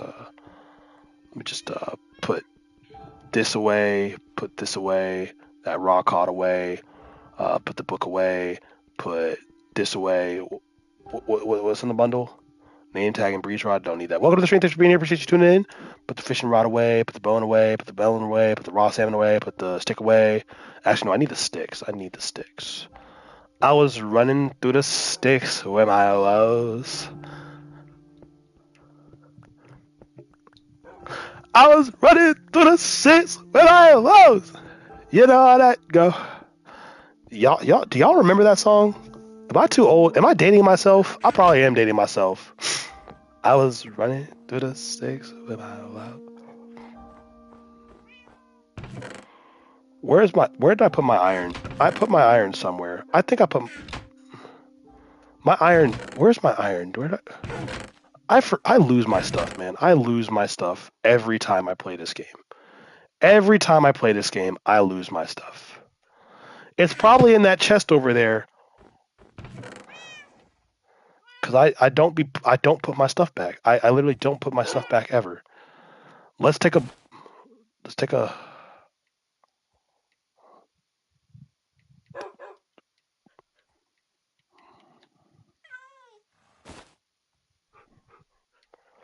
All right, there we go. So let's we got a couple bundles. Let me put my fishing rod away so I don't lose it again. You stay right there, all right? All right, buddy. All right. We're about to go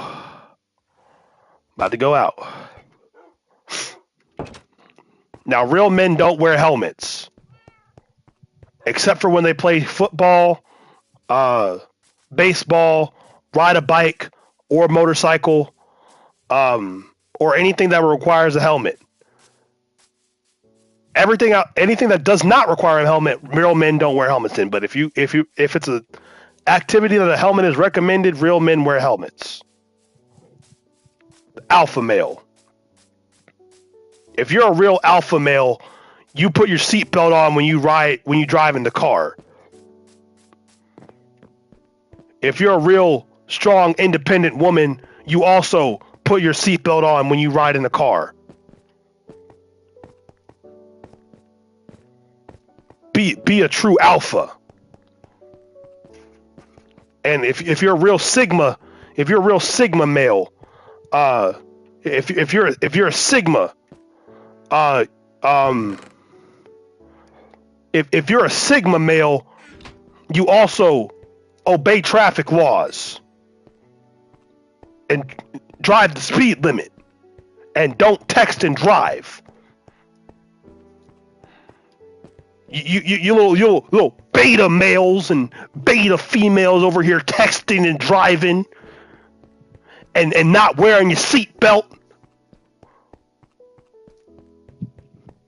Be an alpha. Wear your seatbelt. You think you beta you think you're gonna be an alpha person, not tying your shoes? You think you're gonna be alpha not tying your shoes? Tie your shoes. Be a real, be an alpha. How am I doing, guys? Do I sound like a yo? What's good, Super Bash? Do I sound like one of those alpha YouTubers now?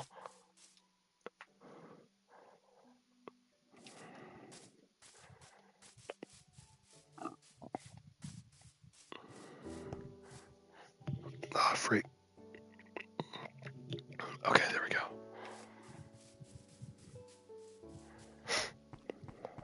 I hope y'all actually take my advice as like not me actually saying like be alpha male or any. Oh, okay. Well, my lights are turning off. Hey, how's it going? I just wait. Up. Oh, okay. Well, okay. Well, it's fine. I didn't need my food anyway. It's all right.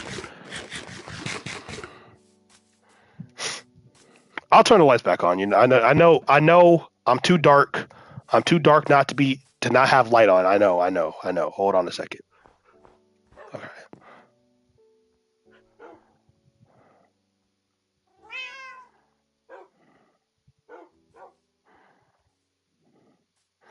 You learn to tie your shoes at the age of 16. You know what? At least you learn how to tie your shoes. You know what? At least you learn how to tie your shoes.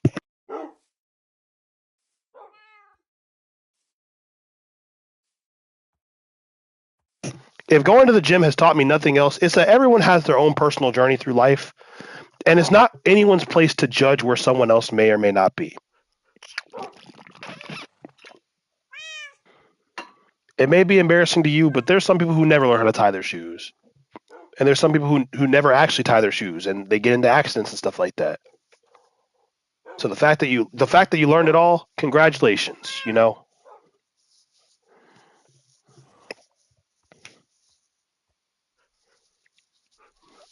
By the way, my shorts are just riding up a little bit. I'm trying to make my shorts come over my legs because it's more comfortable. That when you see my arm like doing this right here, that's me making sure my shorts are aligned properly. I just want to be transparent.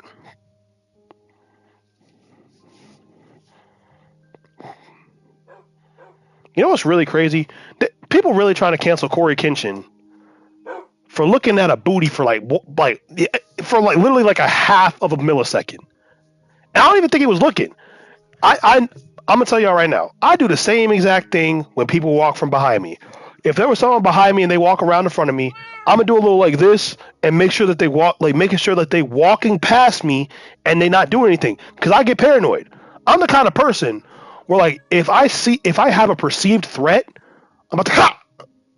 You see the camera didn't even catch how fast I was moving. Boom.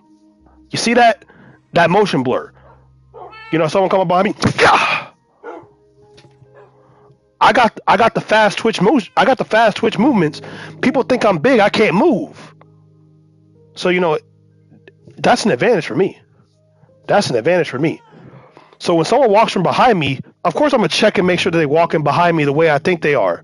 Or especially like if I have like my hands down or something like that, especially if it's a female. If I have my hands down to the side or something like that and I look back, I want to make sure that my hands stay away from their body as much as possible. So I might take a little glance down and make sure I check where their legs are moving so my hands stay all the way on the opposite side away from them, all right?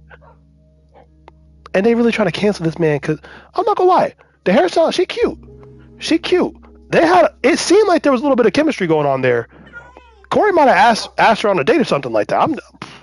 Shoot, man, I would have. If I was Corey, I would have asked her on a date. Especially with how she was like, guys, look who we have here today. It's Corey Kenshin, the Shogun himself. And how she was like playing with his hair, like I know she's a hairstylist and everything like that, but like, hey man, I'm just saying. I would have respectfully asked if I could take her on like a coffee date or something like that. Anyway, also T. Higgins. This is becoming my rant. This is becoming like my rant time. Let me respond to this real quick.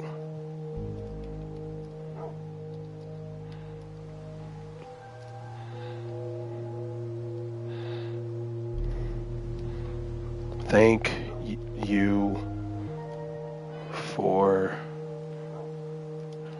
joining.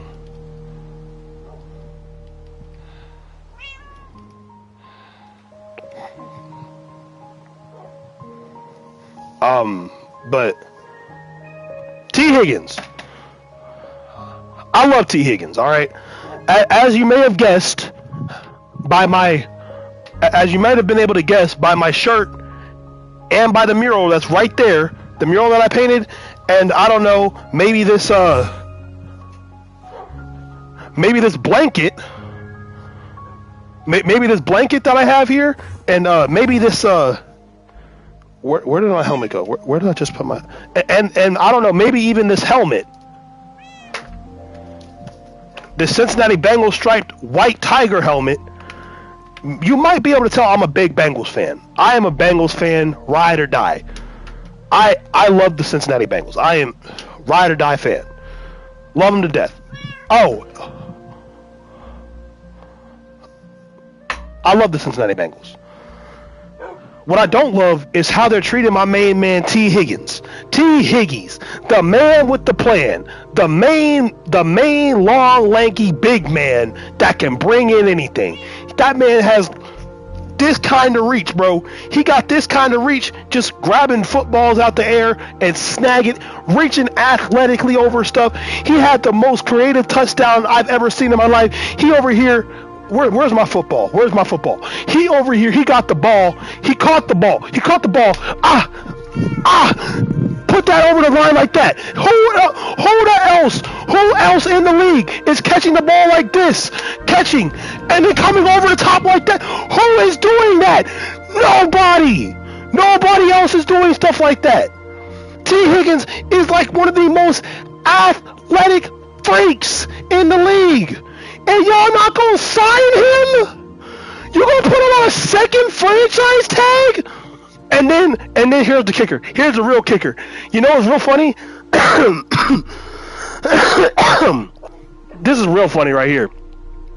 They could have signed Ja'Marr Chase at the beginning of the year. Oh no, we don't want to sign him. We don't know what he can do. Y'all don't know what he can do. You don't know what Ja'Marr Chase can do for the whole entire Bengals off. For those of you who are new to the channel and you don't know me, I do get animated at times, especially about things I'm passionate about. And I am really a big Bengals fan. I swear I'm normal. I swear I'm just a normal guy who loves football. I love the Bengals. I love the Bengals. Y'all don't know what Ja'Marr Chase can do for the team? Now, I don't have a Ja'Marr Chase jersey. because I don't like subscribing to hype. I don't like subscribing like buying like the hype player jerseys. That's why I also don't have a Joe Burrow jersey. I love Joe Burrow, but I like the other play. I like to give credit to the O line, D line, and well, actually the O line is not gonna get my respect until they allow less than 20 sacks this year. If they allow less than 20 sacks this year, then they'll have my actually no what there's what 18 games now, 17 games. That's what 34 sacks. If they can allow less than 34 sacks this year, then I might buy an O-line jersey, all right? Then I might buy an O-line jersey. But y'all mean to tell me you don't know how Ja'Marr Chase, the man who literally snagged the ball like this, boom, out the air, one hand, spin move, tuck, under the leg, flip, grab it back out the air, boom, touchdown, and then hit a little. At the end of the school, that guy that got y'all to the Super Bowl with Joe, the laser beam, weaving, dodging, blocking, punching, freaking, falling down. I kid you not, falling down, sidearm touchdown throws. Throwing it to defensive linemen. Sam Hubbard catching it. And y'all don't know what Ja'Marr Chase can do for the team. Y'all don't want to sign him. And then this man was like, oh, okay. Y'all gonna fake around and find out. Okay. Fake around and find out. Put up the Triple Crown. Y'all couldn't even make the playoff. Signed Geno Stone. We picked up. Y'all let Jesse Bates walk. Y'all let Von Bell walk. Then brought Von Bell back with Geno Stone. He didn't do jack. Y'all let Eli Apple run all the. Then they want to keep Jermaine Pratt. Then they just let Akeem Davis Gaither walk. And they put Trey Hendrickson on. They let him go to. My God. I know it seems like I'm overreacting. I'm this pressed. I am truly this pressed. I'm this pressed and this stressed over the Bengals offseason. Because what the freaking cheese crackers are y'all doing? They must be smoking something up there in the front office. They've been smoking it for at least 6 years. I've been a fan of the Bengals for too dang long to sit here and act like they're not crazy or something. Because I'll tell you right now, the Bengals organization is some crazy people. They gotta be some crazy people. Because I mean, who in their right mind lets Jesse lockdown safety Bates walk out of your building and not give him any kind of incentives to stay? You gonna give him no kind of incentive to stay? You're just gonna let him walk? Oh, okay. Nah, because I thought y'all knew what you was doing. Apparently not.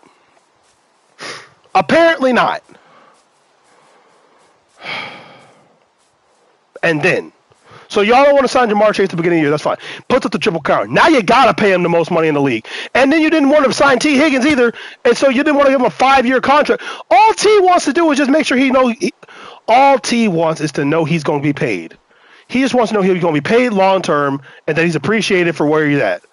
But you know what the Bengals organization did? Well, T. Higgins, I don't know if he's really worth all that money. I don't know. He might not be worth all that money to me. Not worth that money. Not worth the money. Y'all haven't won a Super Bowl ever. Y'all were in a 30-year playoff drought. Joe Burrow shows up with 2 of the top receivers that y'all lucked out on in the freaking draft twice. Because y'all suck so much. You got the first round pick, and then you got like the third round pick, and then or the first round draft pick. Y'all got that, and then y'all got the like what, pick number 3 the year after that or something like that? Or you traded for pick number 3 after that? And then went to the Super Bowl with the trash offensive line that a freaking high school team could have probably laid up better blocking for. I'm not saying the NFL line like it's not. I'm not saying it's easy to play NFL offensive line. It's hard. It's already hard enough playing high school offensive line. Trust me, I know how to play off. I played offensive line in high school. I know how thankless and hard it is to play that job. I know how it is. I get it. I get it. But what you're not going to tell me, here's what we're not going to do. We're not going to act. We're not going to act like, we're not going to act like, you know, we should be anything extra special or nothing like that. We're not going to act like that. You just got to stand in front of somebody. Just stand in front of them. That's all you really got to do. Just stay in front of them. If you just stay in front of them, they can't really do anything to you. All right. That's how easy O-line is. If you can stay in front of them, there's not much that they can do to you. You stay in front of them. You make a miss. You stick around long enough just for them to not be able to get to the quarterback. I have not played FNAF World. I don't think I will actually. I know there's a lot of lore in that game, but like at the same time, like I'm also kind of just ready to be done with FNAF. Cause I've played like all the FNAF games and I'm kind of over them now. But yeah, so y'all put T Higgins on the franchise tag for the second year. It's one thing to put someone on a franchise tag to give y'all a chance to negotiate a contract. But you mean to tell me out of a whole year you couldn't negotiate a single contract? I'm choking. I'm sick. That's why I got sick. That's really why I got sick. The Bengals freaking front office doing everything they can to make every good player leave. Then you got freaking then what's his face? My main boy, my dog, my homeboy. What's the dude? Sam Hubbard. Sam Hubbard goes into retirement. Sam Hubbard retires. I loved Sam Hubbard. I will admit he got a little lackluster this last year. He was lacking a little bit this last year, which is understandable. He's like 29. He's been playing the game for 7 years. He didn't want to play anywhere else. Sam Hubbard has some of the best plays in Bengals history. Some of the best plays in Bengals history. He's a consistent and excellent defensive end. And I love the heck out of him. I respect the heck out of him. Way to go, Sam. Way to go. He left on his own terms. And I applaud him for that. He's actually young enough to where if the Bengals do make a Super Bowl run, they could sign him and get him a ring. He could suit up. They could sign him and get him a ring, and he could suit up. I would love nothing more than for the Bengals to make it to the Super Bowl, and then Sam Hubbard, oh frick. Sam Hubbard takes a handoff from Joe Burrow. Sam Hubbard takes a handoff from Joe Burrow and takes a knee to win the game. I would love nothing more than that. Especially the way he saved us in the AFC playoff game. The wild card play. Oh, frick.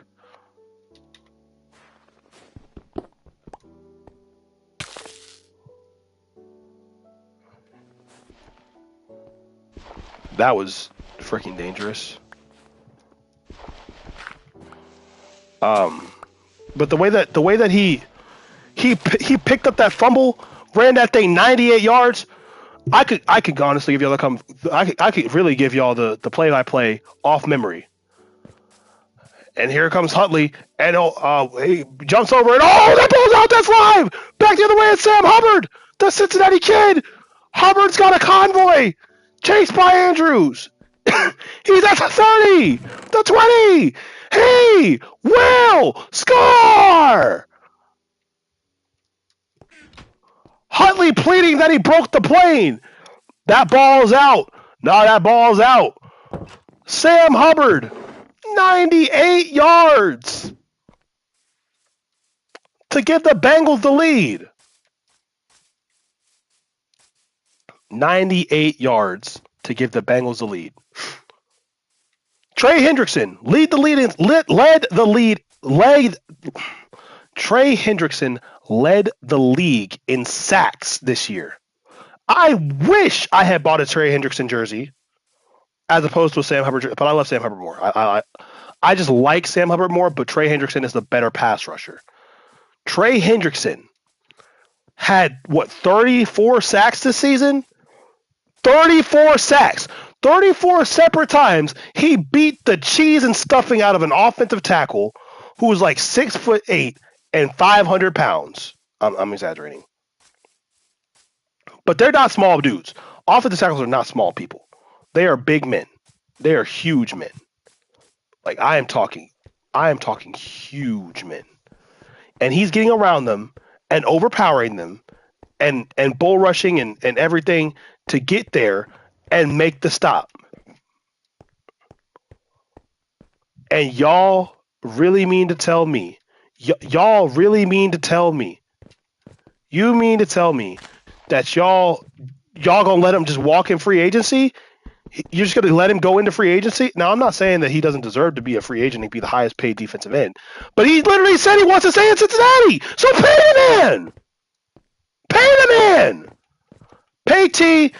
Pay Trey, and freaking get the dang job done. To me, it's not that complicated. But the thing that really irks me, here's the thing that really irks me. This is why I'm on this rant in the first place. Y'all put T. Higgins on a franchise contract.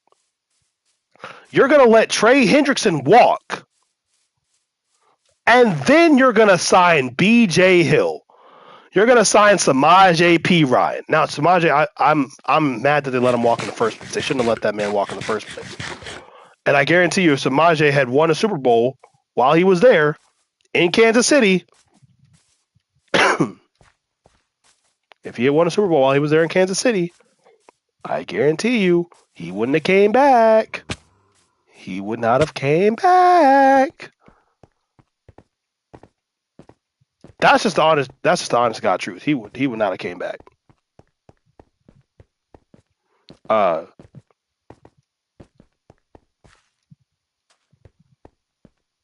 Where the freak am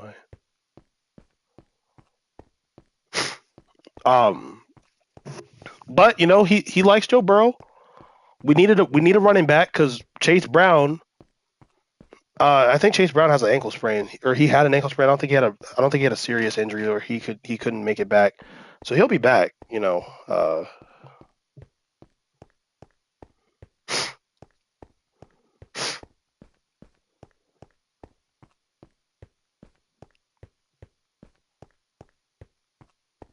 What did I send my sister?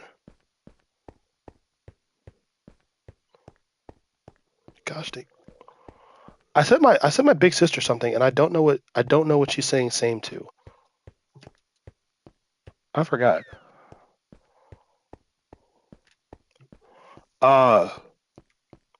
Wait, that's a village. Pull the get out. But yeah, so the Bengals organization making literally the worst moves known to history of mankind. Literally, I don't know who in the heck is happy with any of their decision making, besides people getting money. They re-signed Joseph Ossai, which I think is a good deal. I think that's a good idea. Joseph Ossai is a younger player than Sam Hubbard, and I think he could do a better job of being a good long-term pass rush option.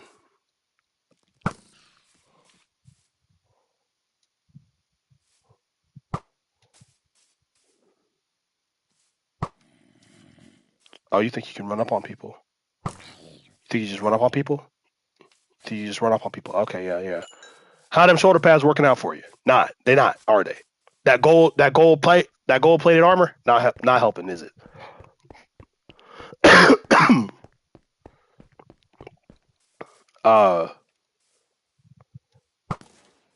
Get him out of here.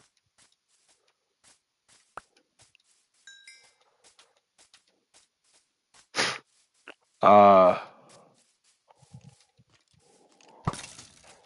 get him out of here. Too slow.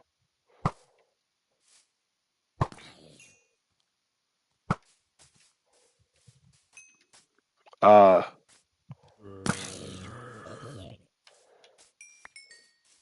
we're just collecting. We're just collecting on stuff. I'm just collecting. Oh frick!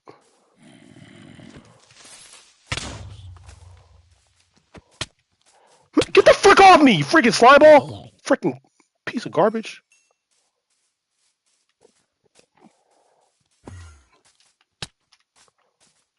Okay, see now I'm gonna have to shoot some people. See now y'all effed around and found out.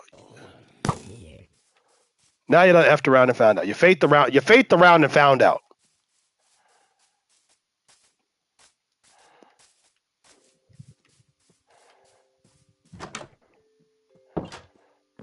Why is there no bed in here?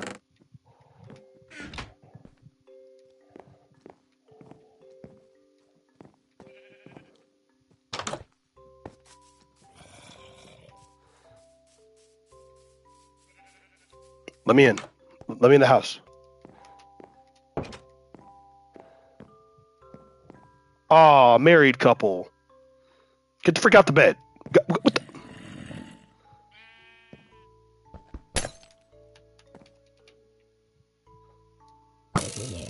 Put the freak down. Now get out the bed. Let me go to sleep.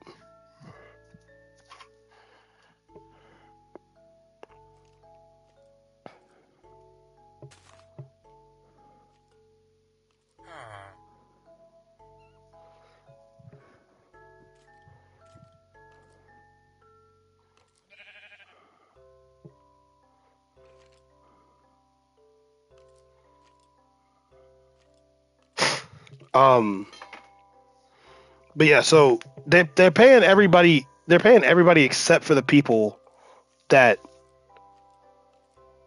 should be paid. They're not paying. They're not paying like. They re-signed Trenton Irwin. Now I have nothing against Trenton Irwin. I have nothing against Trenton Irwin. He's a sure-handed receiver, but T. Higgins is more important. I'm sorry, Trent. T. Higgins is more important. They re-signed a backup cornerback.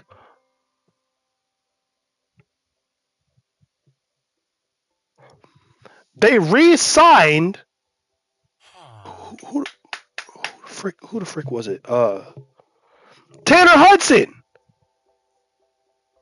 No, not Hudson. Mike Gesicki. They re-signed Mike Gesicki. He should have been a one-year contract at most. Bengals. Listen, Bengals front office. Let me speak to you. Let me speak to you calmly, real quick. I'm gonna need you to get your act together. I'm gonna need you to find $200 million somewhere in your back pockets. I'm gonna need you to make a deal with T. Higgins and Jamar Chase. We can let Hendrickson walk. I can deal with letting Hendrickson walk.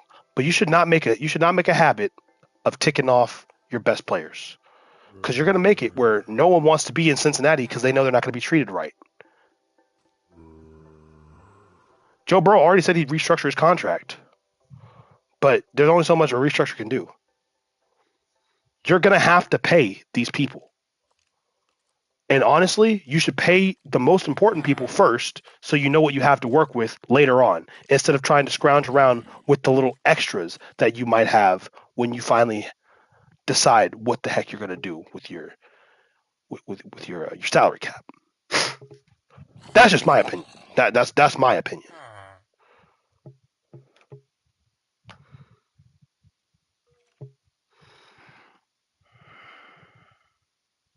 Can y'all tell I'm mad about it? Can y'all tell that I'm mad about the T. Higgins situation?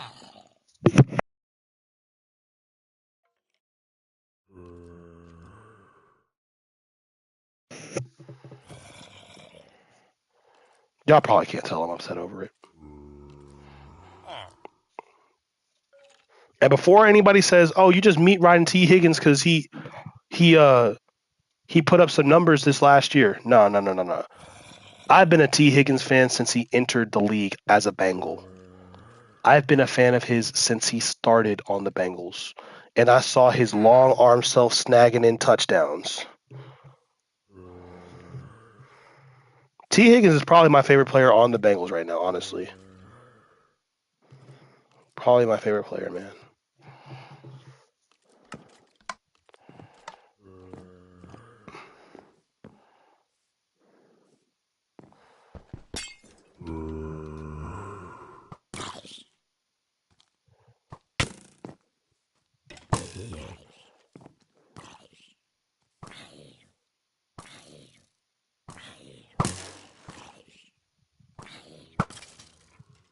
Headshots. Get shot. Get bodied. Anyway, let's keep going. It's finally bright enough to freaking do something about what we were trying to do in the first place.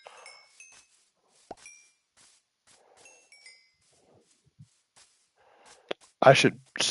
Well, no, I shouldn't steal that bed because I could get attacked. I think I need to go more negative in the Z direction, so I need to go more this way, I think.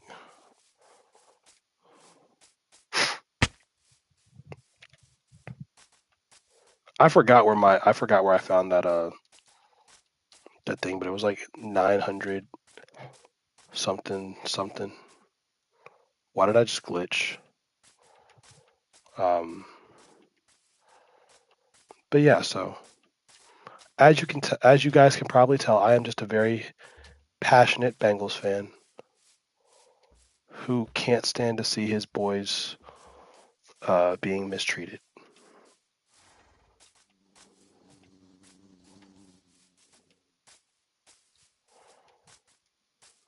Just a very passionate Bengals fan.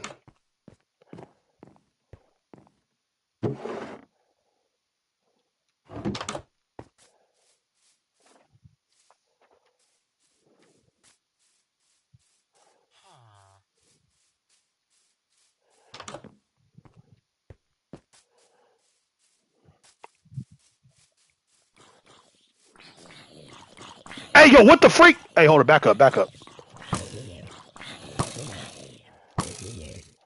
Yeah, I got 3 shots for you, and they ain't for tetanus.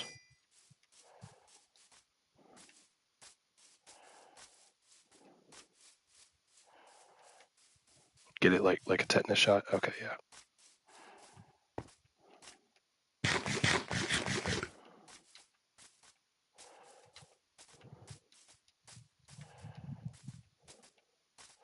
All right, so we're going back trying to find that mine shaft that we found earlier, because like that mine shaft was actually pretty good. If I find that,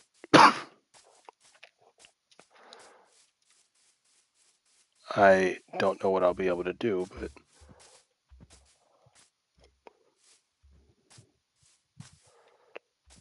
there we go.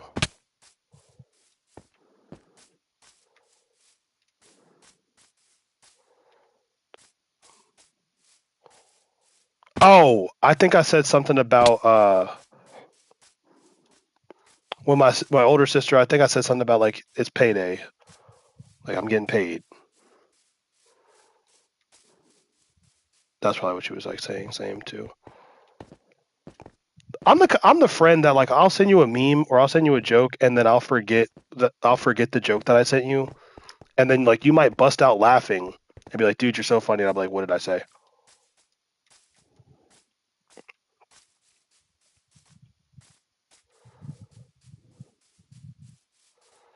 There's a village over there.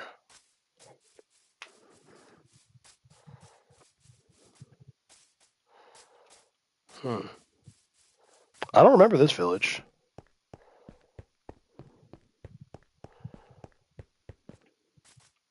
Oh frick! This extortionist is here. Don't worry, guys. I'll take care of your problem.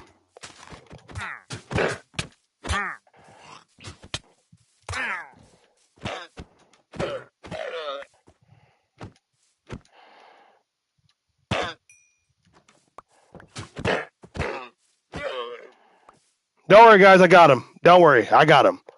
You're safe from extortion now. Huh? Don't worry. I got him. I got him for you. You want some string? Who the freak are you?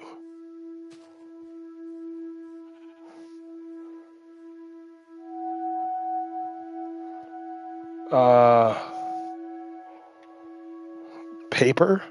Oh, I can make paper. I can make paper. Do I have any bones? I have no bones. Okay, well.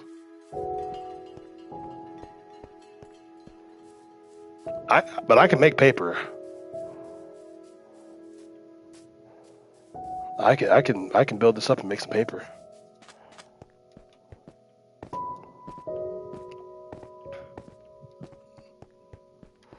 I'm going the wrong way. I need to really go this way. I think where I'm trying to go is this way.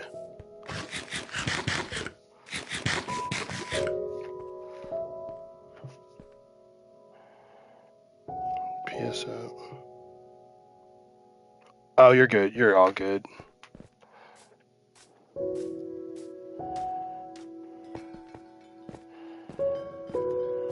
I think I need to go this way. Why did the ice not form? Why am I glitching? Why am I teleporting? Am I still alive? I think I'm still alive.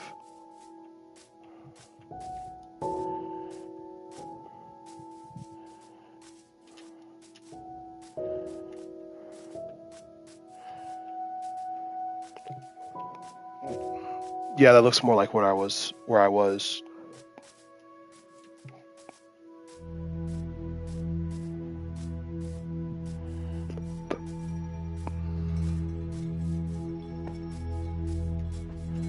I don't know what that cow thought it was doing, but you know, it's all good.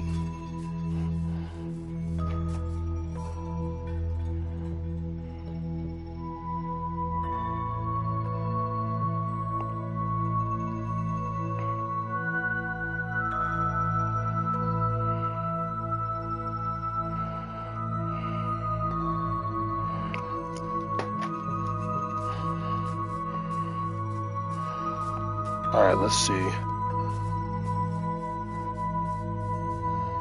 I think it's... Oh my gosh! Oh, I thought I died. I thought I was about to die.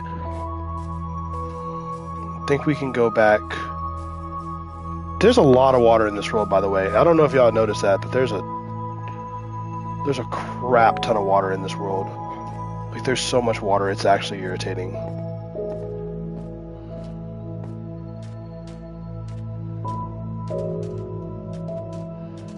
There's a turtle.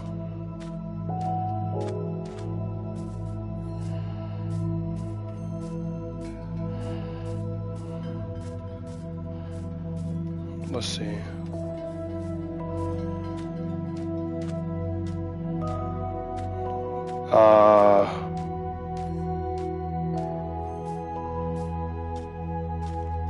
I might just find a village to park at for the night and call it, because I don't know where. Is that a... Oh no, that's not a thing. I thought that was one of those sand mausoleum things. I was about to be so hyped.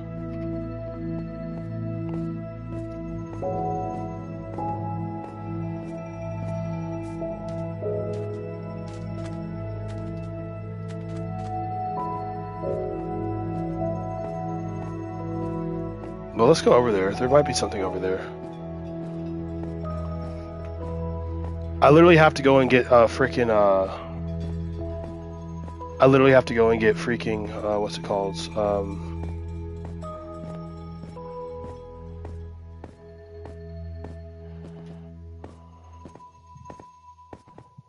I have to get more ender pearls so I can make more eyes of ender, so I can hopefully find the end portal, because like I've had the worst luck finding end portals recently. and it's really frustrating and sad. Wait, I was just here. I was just here. This is the village on the mountain. Oh my gosh, I just made a big circle. All right, well, I'm obviously lost and I don't know where I'm going. And instead of making y'all wait and watching me look around for another hour and a half, I'm gonna go ahead and end this episode here of Minecraft. We gonna commandeer this house. So I'm stealing this nice couple's bed. Sorry, not sorry. Give me your bed. Yeah, whatever. Here, take some bread. Take some bread.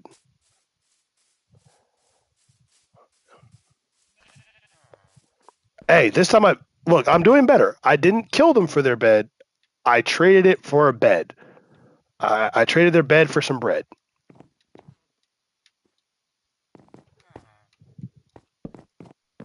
All right, but yeah, so that's gonna do it for this episode of Minecraft here.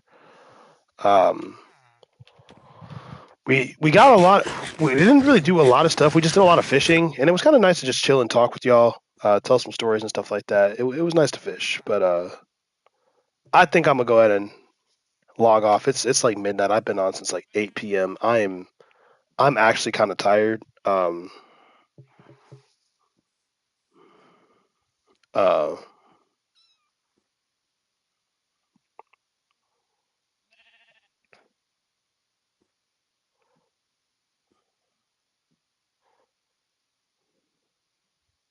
Hold on a second.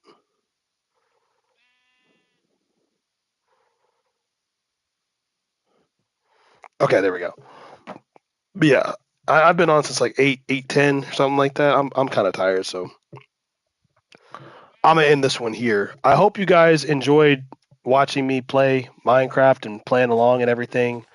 I hope you guys enjoyed some of the stories and stuff I was telling. Um, we're just gonna like borrow this house until I can look up where I was last time, and then I'll go track that place down, and we'll be great. But with that being said, I want to say thank you guys so much for watching this video in the stream. If you liked it, strike that like button like a ninja really would. Bengals organization. Sign T. Higgins. Give him a contract, all right? Subscribe today to join the Shinobi. Join the Discord where we have votes on games and stuff that I'll play. And I'll see you. Hey! This.